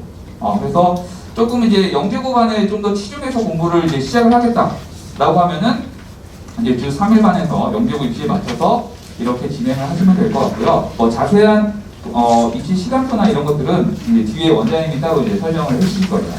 그리고 이제 저희가 그때 영재반 때 입학 테스트를 봅니다. 입학 테스트는 아마 뭐 내일부터도 가능한데 어차피 내신 기간이 껴있으니까 이제 내신 끝나고 이렇게 보시면 될 것 같고요. 이제 볼 때 이제 상담실에 예약을 하면 언제 뭐 보겠다라고 하면은 예약을 해주시고 그 다음에 이제 테스트를 보면은 거기에 맞춰서 이제 방배정에 대한 공지가 이렇게 나갈 계획이니까 테스트는 뭐 이제 다음 주부터도 충분히 가능하다는 거 이렇게 말씀드리고 싶어요.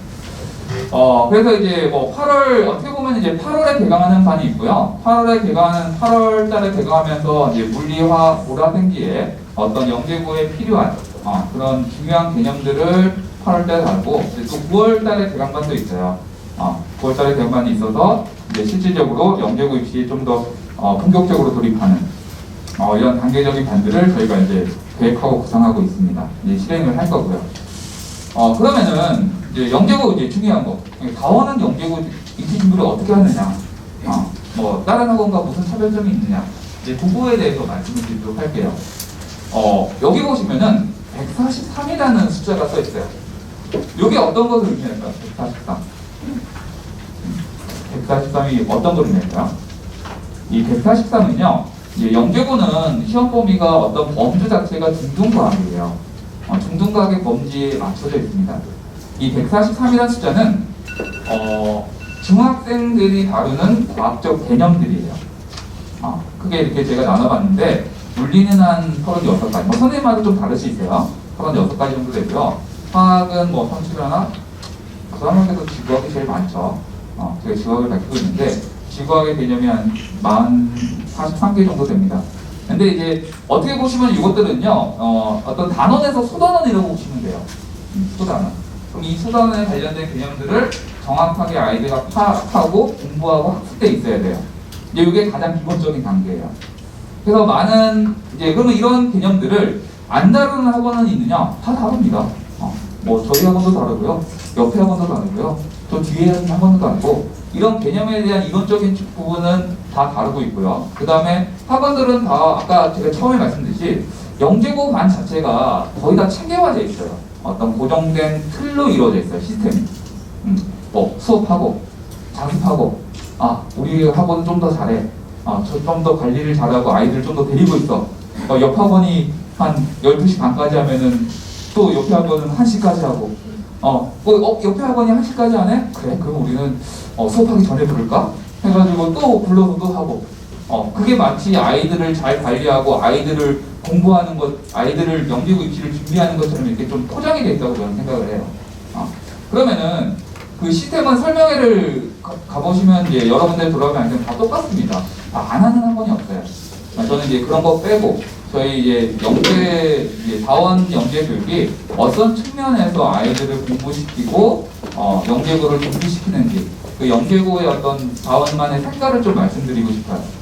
그리고 이게 조금 특이한 게 저희가 이걸 녹화하고 있거든요. 녹화해서 모든 것을 다 말씀드릴 수는 없어요.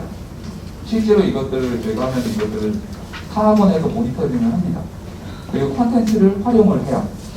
그래서 모든 것들을 다 말씀드릴 수는 없고요. 뭐 대표적인 것을 조금 말씀드리면서 영재고의 저희 학원의 색깔을 좀 말씀해 드릴 텐데요. 저희가 이제 추구하는 거는요, 자기주도 학습이라고 보시면 돼요. 아이들이 어떻게 스스로 공부를 해 나갈 수 있느냐, 방향성을 잡아주느냐, 도와주느냐, 거기에 맞춰서 저희가 입시 지도를 하느냐, 입시 지도를 어떻게 하느냐, 요게 저희 학원의 색깔이라고 저는 생각합니다. 그럼 또 이것도 표현이 애매하죠. 자기주도 학습? 학생이 알아서 공부하는 거? 그럼 알아서 공부하려면 알아서 공부하겠고, 이게 자기주도 학습 아닌가? 이렇게 생각할 수도 있겠죠. 근데 이 자기주도 학습이라고 하면 상당히 어려워요. 학생의 의지도 필요하고요. 학생이 공부할 수 있게끔 컨텐츠도 만들어줘야 되고요. 그것의 방향을 길을 잡을 수 있도록 도와줘야 돼요. 이런 것들이 쌓여서 아이들이 스스로 공부할 수 있는 능력이 생기고요. 더불어서 자기의 사고의 확장이라던가 문제의 활용 능력 이런 것들이 성장하게 되거든요.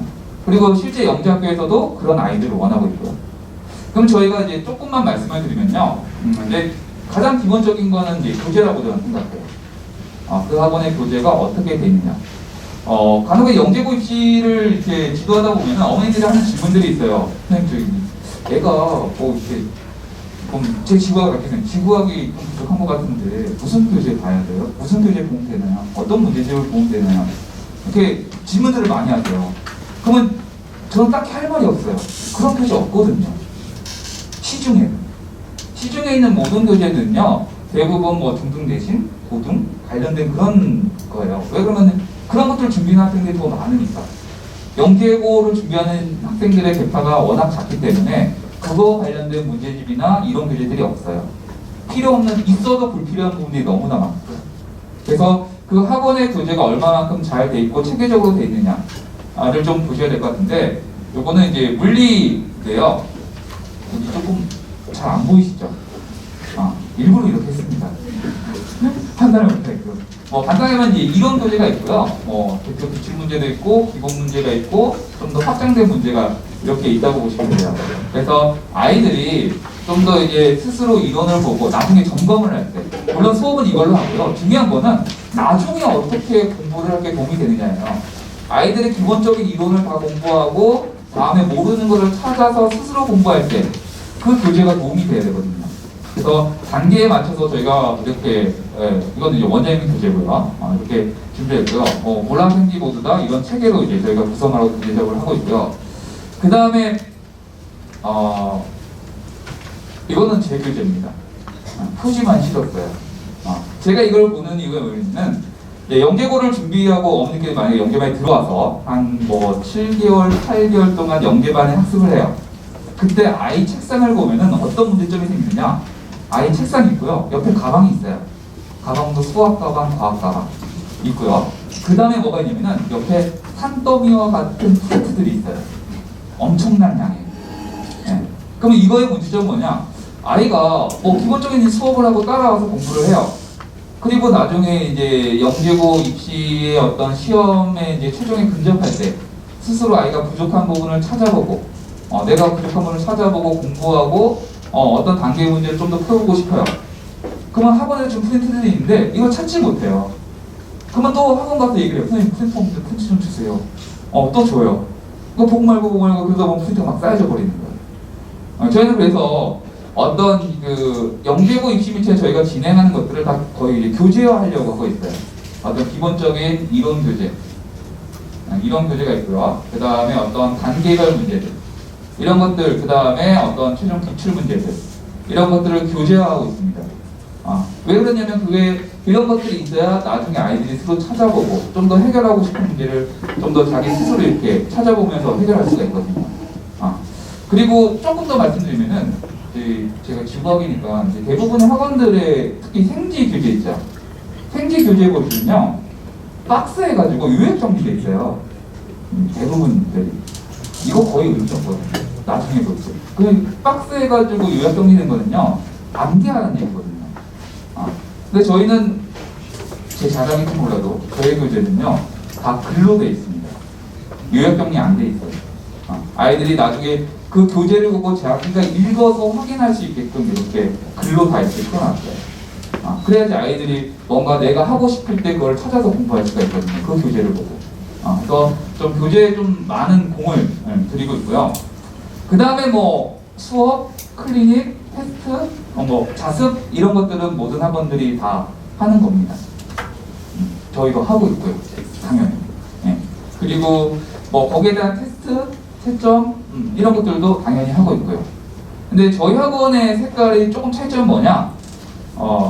이런 선생님들이 아이들이 공부하다 보면 질문하잖아요.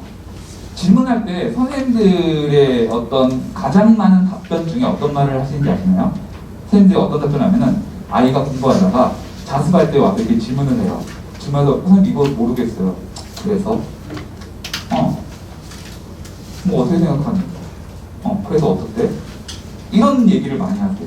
그럼 아이가 질문을 하잖아요. 질문해서 그래서 이럴 것 같아요. 막 질문하다가 다시 가요. 알겠어요. 그리고 다시 가서 공부해요. 그러니까 선생님들은 어떤 답변을 잘 제시를 안 해요. 그래서 어떻다고? 좀 이상하지 않니? 막 자기가 생각하다가 알겠어요. 그리고 다시 가요.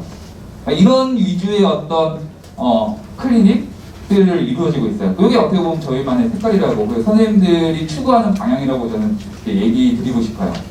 그 다음에 저희가 또 이제 자기주도 학습 지를 또 배부를 합니다. 600자라고 해서 과목별로 150문제씩 이렇게 수록이 되어 있고요. 거기에 따른 이제 해설지도 이렇게 포함이 되어 있고요. 그리고 또 어떤 것도 있냐면은 아이들이 주별로 풀어야 되는 항목들. 뭐 일주일에 뭐 150문제면은 한 주에 20문제씩. 한 주에 20문제인데요. 물어생지하면은 80문제예요. 그리고 그거를 스스로 체크해서 나갈 수 있게끔.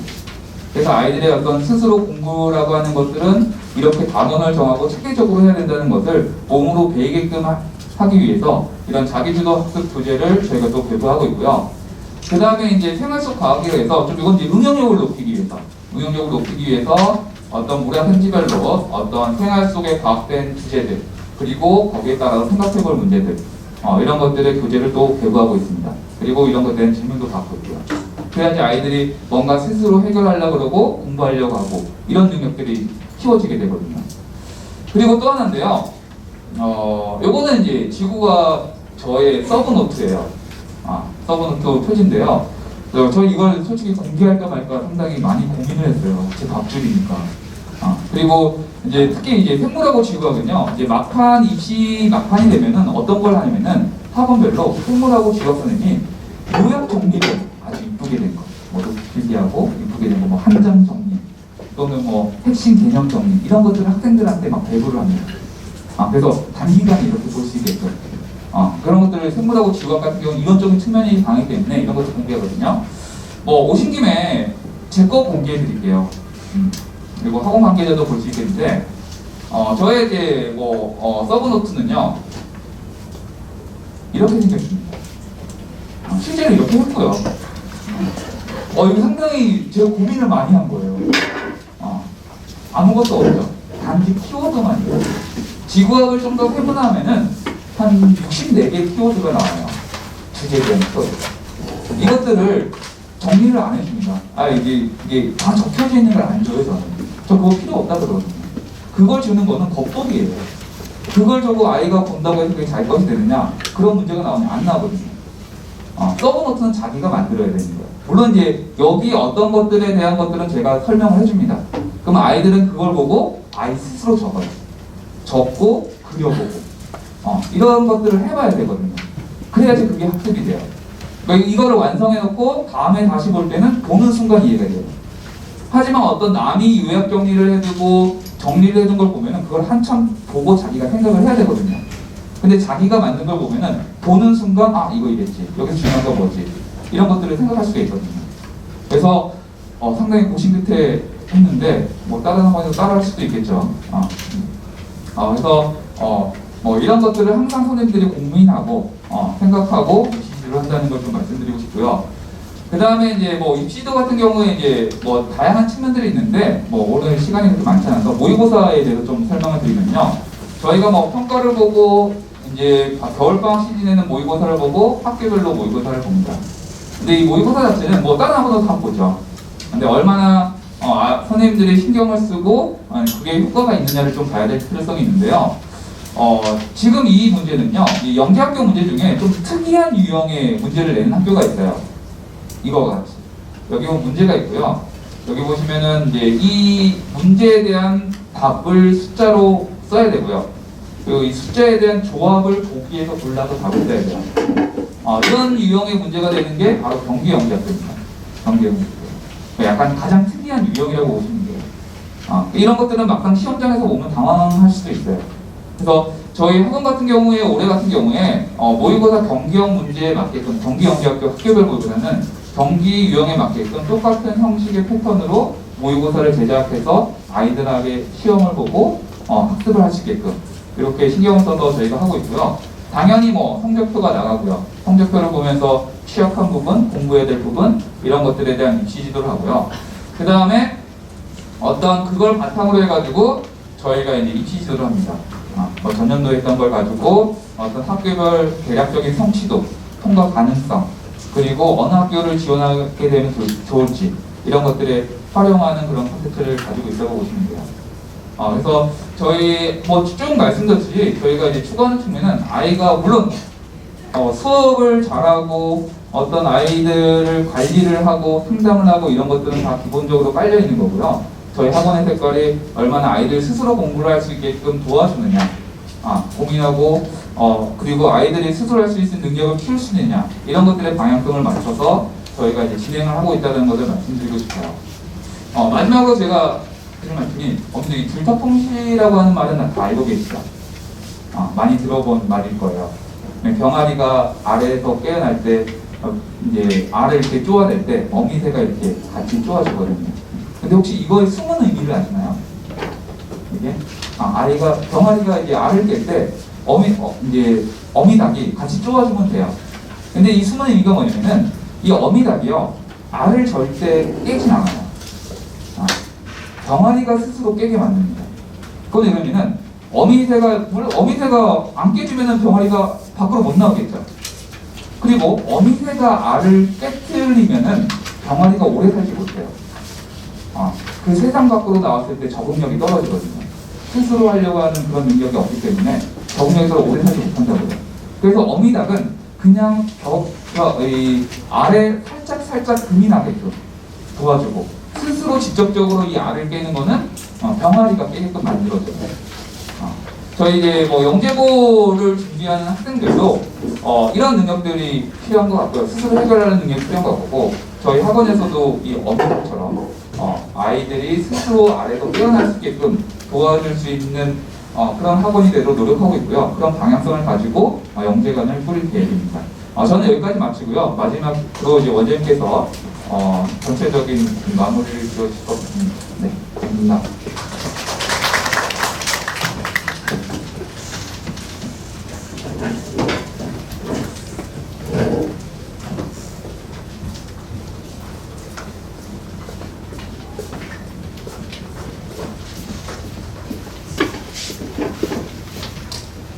우리 선생님들이 잘 설명해 주셨는데 드라마도 뭐 본방송하는 에필로그가 재밌잖아요. 그렇죠? 에필로그 하는 저희 마음으로 지금 잠깐 뭐 시간 없으신 분들은 그냥 가시면 되고요. 일단 시간표 먼저 할 얘기부터 좀 마무리를 지으면 그 시간표는 봅니다. 어떻게 보시면 되냐면요. 만약에 우리 아이가 영재학교 입시를 준비하는데 좀 공부가 좀 늦은 학생들은 사실 지금 노노하우를 욕심낼 거면 아닌 것 같아요. 그죠? 그래서 그런 학생들 같은 경우는 8월에 영재고 조만간에 바로 개강을 하면 좋습니다. 그러니까 공부가 조금 늦은 학생들은 바로 시작하시는 게 좋고요. 8월에 과학 3일, 수학 3일반이 있고 이런 학생들은 테스트 보고 이제 그 바로 연장 입시에 네, 포커스를 맞춰서 준비하시는 게 좋을 것 같고요. 그 다음에 우리 아이가 불어 화어를 둘 다 준비하는 게 아니라 보통은 불어 화어를 동시에 준비하지 못하는 학생들 있잖아요, 그죠? 불어이나 화어를 하나쯤만 준비를 하고 나머지는 지금 좀 부족한 학생들 같은 경우는 저는 항상 수학 3일은 보장을 해드려요. 입시를 하는 사람 입장에서 수학을 꾸준히 공부를 하는 게 굉장히 중요합니다. 그래서 수학 3일을 하시고 그 다음에 과학 같은 경우는 종합반을 2일만 해요. 그래서 물화생지 이렇게 시작을 해서 쭉 공부를 하고 만약에 그 중에 자기가 특기 과목 올림피아드를 하나 할 수 있잖아요. 그죠? 올림피아드 한 과목을 할 수 있는 그런 시간표가 지금 구성이 돼 있다고 보시면 되거든요. 큰 틀은. 그 다음에 우리 아이가 브롤이나 화우를 둘 다 준비를 해. 예컨대 브롤이나 화우를 둘 다 준비하는 학생들 같은 경우는 수학 3일 하고 과학은 그냥 브롤 화우를 하면서 9월 달에 종합반을 개강할 수 있도록 저희들이 시간표가 짜져 있어요. 그래서 시간표는 8월 개강반과 9월 개강반이 있으니까 이거는 이제 시험에 보시면 대충 그걸 같이 할 수 있게끔 되어 있고요. 먼데서 오는 분들은 여름방학 특강이 있는데 이 특강들은 어떻게 되어 있냐면 1차 개강반이 있고 2차 개강반이 있는데요. 이게 왜 그렇게 되냐면 1차 개강하고 2차 개강 내용은 같은데 그 경기도 지역 아이들하고 서울 지역이 완전히 다르더라고요. 서울이 그 14, 15일날 보통 방학이 끝나는 학교가 많은데 경기는 그때 시작해요.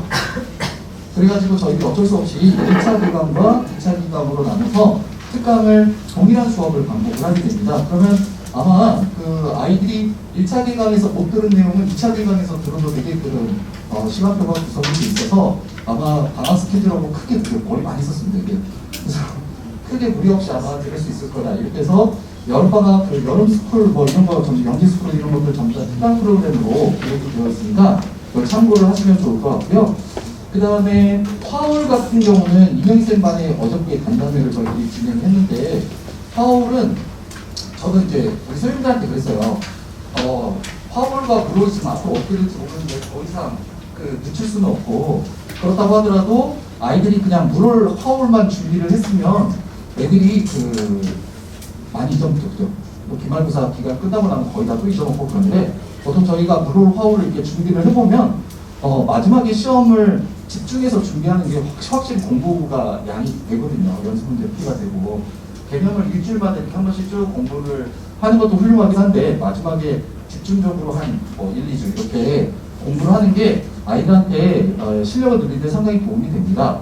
근데 이제 올해는 그 시험이 온라인으로 볼 것도 같고 뭐 어찌 될지 정말 애매하니까 그럼에도 불구하고 학습 차원에서는 저는 의미가 있다. 마치 중간고사 안 보면 애들이 공부 안 하잖아요. 기말고사 안 보면 공부를 안 하듯이 아무리 1년 동안 우리가 잘 해왔더라도 파이널 준비라고 하는 그 과정이 없으면 애들이 공부가 좀 잘 안 됩니다. 그래서 무료라고 화월 파이널을 여전히 진행을 합니다. 8월 달에.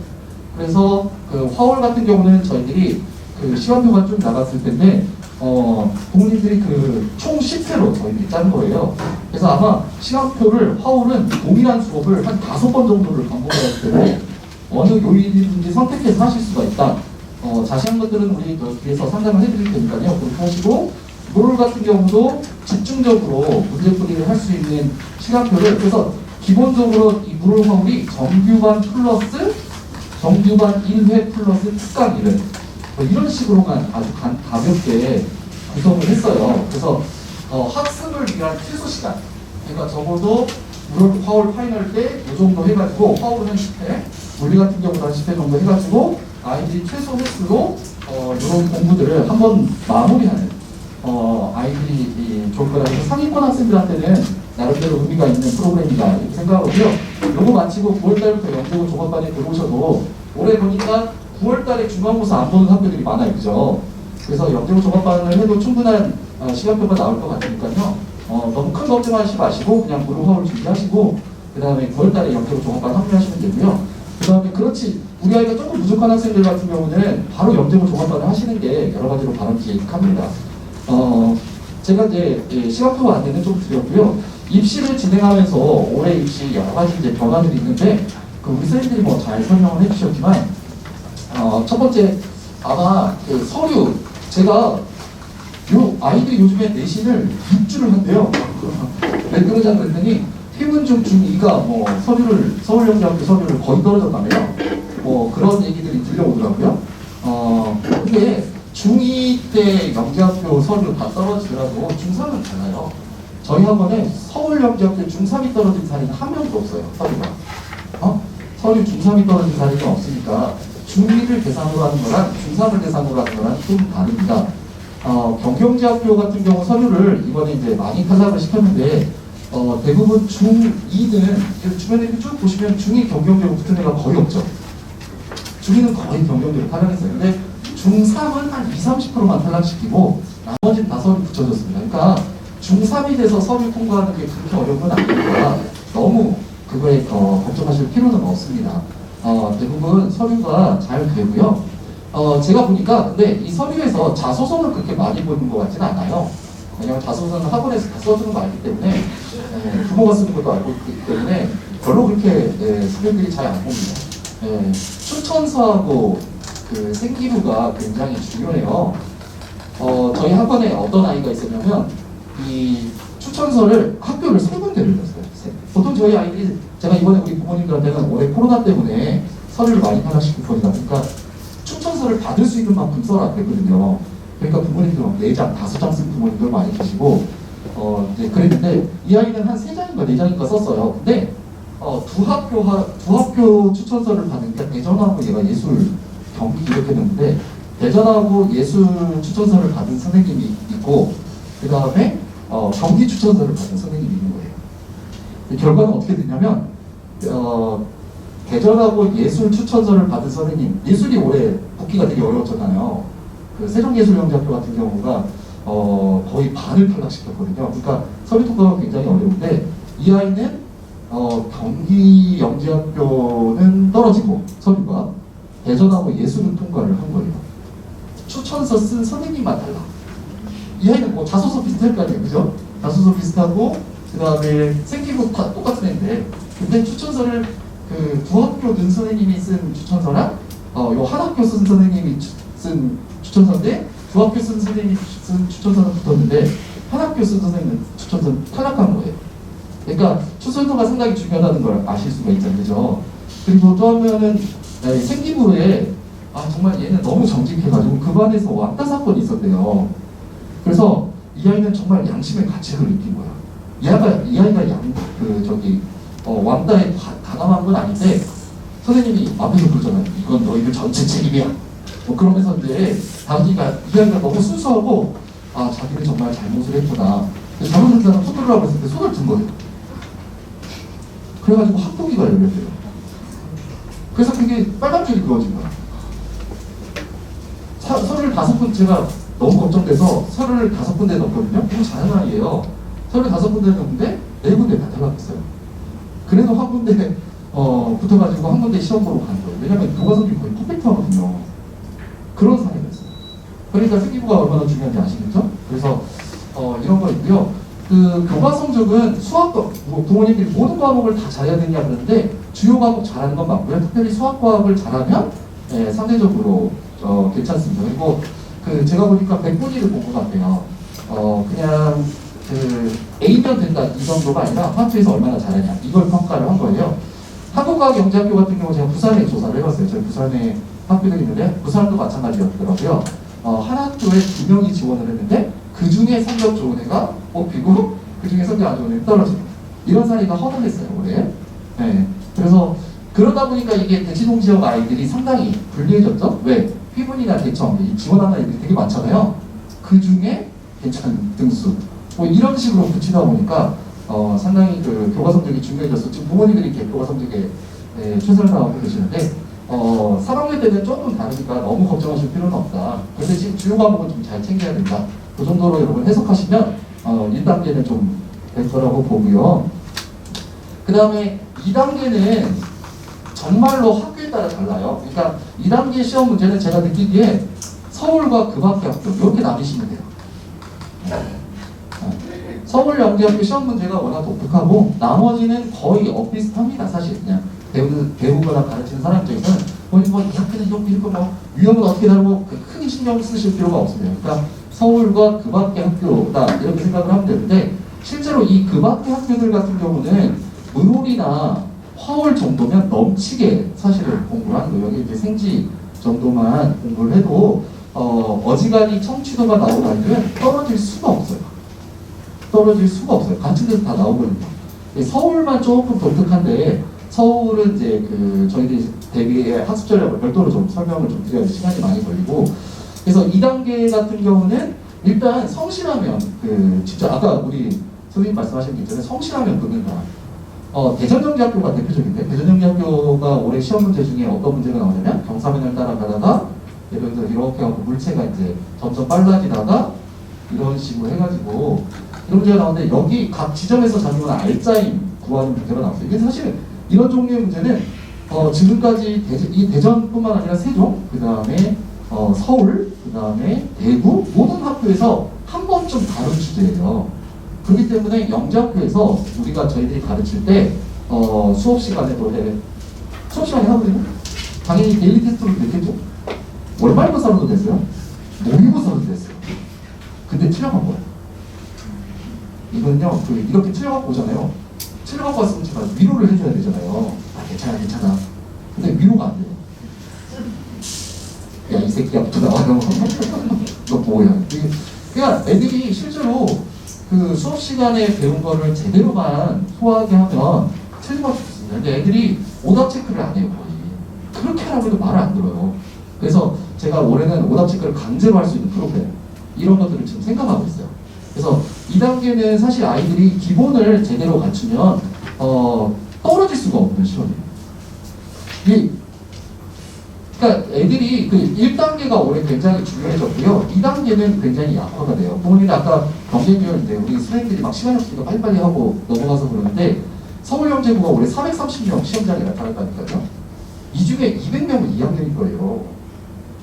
그러면 지금 여기 430명 중에 한 200명 2단계 통과시켜요, 2단계. 그래서 보통 3학년들은요, 저희 재원생들 괜찮게 좀 해갖고 서류를 쓴 학생들은 어쩌다 실수해갖고 틀린 애들 제외하고는 95%가 2단계 다 통과해요. 95%가. 작년 데이터예요. 뭐 100%인 애도 있었어요. 그러니까 요즘에 서울영재고 치는 아이들, 왜냐면 저희들이 모의고사를 봐갖고 다 분배를 하잖아요. 너는 여기 볼만해. 그러니까 여기 쳐. 그러면은 떨어질 수가 없어, 2단계에서. 2단계에서 떨어진 건 다행인 거예요, 솔직히. 왜냐면 빨리 다른 걸 준비할 수 있으니까. 왜냐면 그 아이는 3단계로 가능하지 않거든요.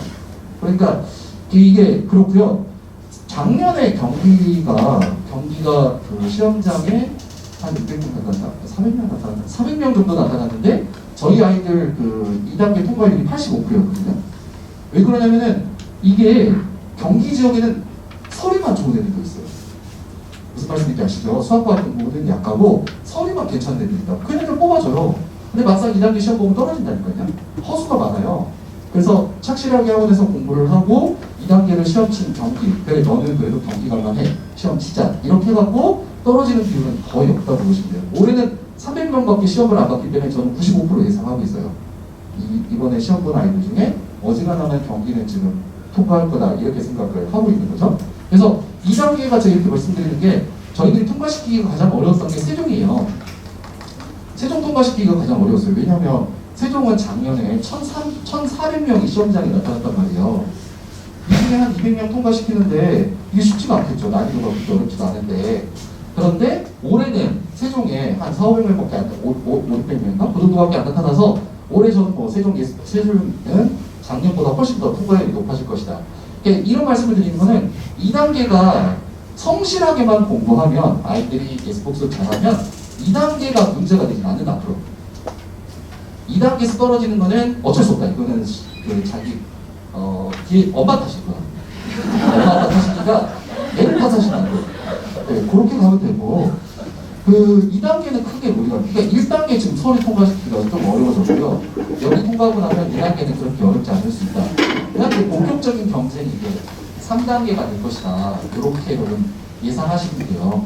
근데 요즘에 이제 우리 아이들 캠프 기간이거든요. 3단계를 이렇게 해보면 딱 아이들을 보면 교과 성적이 진짜 좋은 애가 있고요. 탐구를 잘하는 애가 다르더라고요. 그 면접 평소에는 막 수업 시간에는 질문도 안 하고 그래가지고 얘 어떻게 하지? 얘 영재 붙을 수 있을까? 딱 면접을 보는데 말을 너무 잘하는 거예요. 하여튼 아이들이 굉장히 좀 다양한 특징들을 가지고 있어서 제가 볼 때는 3단계를 잘하는 아이들로 만드는 게 앞으로 입시의 흐름상 맞지 않겠나 이런 게 돼요. 3단계를 잘하게 하려면 아이들을 이것만 주의하시면 됩니다. 이거는 이제 성실하면 돼요. 이건 교과서도 잘 챙기시면 됩니다. 나머지 크게 무리 없어요. 3단계는 조용히 못하는 것만 방지하면 돼요. 말을 안 해. 근데 3단계는 아이들한테 자꾸 시켜야 돼요. 활동도 시키고 너 이거 해봐.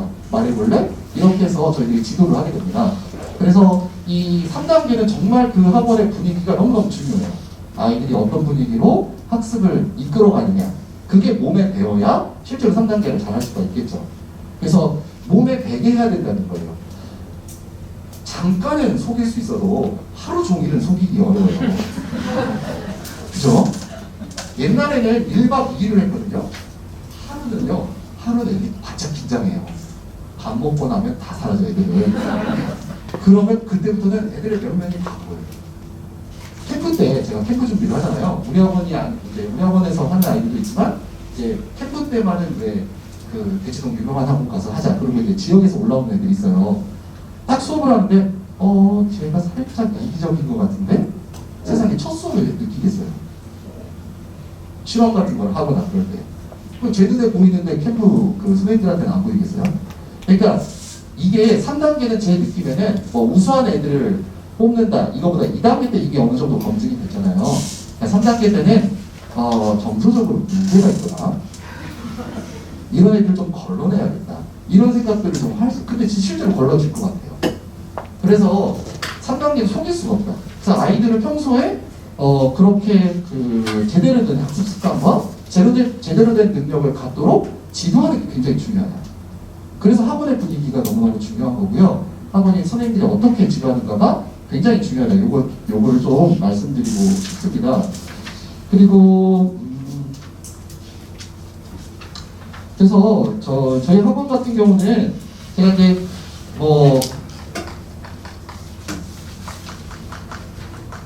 우리 선생님들이 잘 설명을 해주셨는데 저희 학원 선생님들이 굉장히 좀 우수하세요.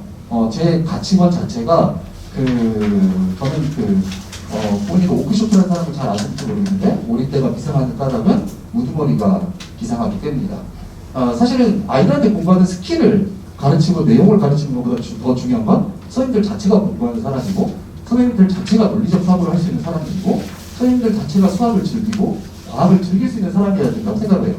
그래야 아이들이 그 모습을 보고 배우는 게 있다고 생각을 해서 저희 선생님들은 제가 그렇게 좀 많이 다그치고 그렇게 준비를 해가는 편입니다. 그래서 강사진 구성에 가장 제가 원장으로서 많은 신경을 쓰고 있고요. 그래서 해마다 20% 정도는 좀 문제가 되거나 그런 강사들을 좀 교체하고 그리고 새롭게 구성을 해서 진행을 하고 있습니다. 그래서 올해도 그렇게 비슷하게 될 것 같고요.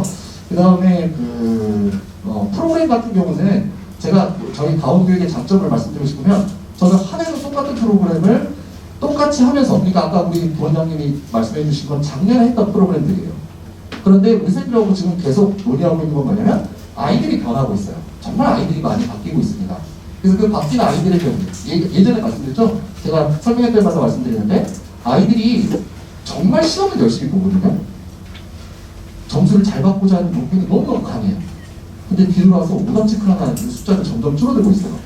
그래서 이제 그거에 대한 대응 제도를 프로그램을 하면 어떻게 할까 이런 것들을 지금 계속 고민을 하고 있는 거고 그 프로그램을 시행할 겁니다.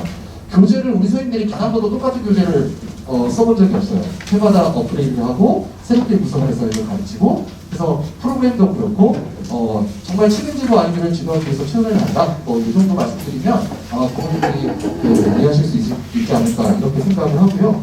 그 다음에 입시 프로그램 자체도 아이들이 무리 없이 잘 진행할 수 있도록 저희들이 최선을 다해서 지도를 하도록 하겠습니다. 많은 얘기들이 있는데 혹시 궁금하신 점이나 이런 것들은 질문들 좀 해주시고요. 제가 특별히 우리 재원생들 부모님들이나 이런 부모님들은 지금 코로나 때문에 제가 되게 한가해요. 그래서 상담 신청을 하시거나 그러면 상담을 해드릴 수가 있으니까 학원에 문의를 주시면 좋을 것 같고요. 시간표가 누누이 있게 우리 부원장님 아마 전화 받으시는데 혹시 시간표상에서 아이디어가 잘 안 맞거나 그러면 우리 부원장님이 그 니즈를 잘 파악을 해서 잘 저한테 얘기를 하면 제가 시간표를 운영을 하고 그러니까 학원에 문의를 많이 해주시면 이 대책을 세워서 프로그램들을 운영을 하도록 하겠습니다. 긴 시간 감사드리고요. 오늘 설명 여기서 마치도록 하겠습니다.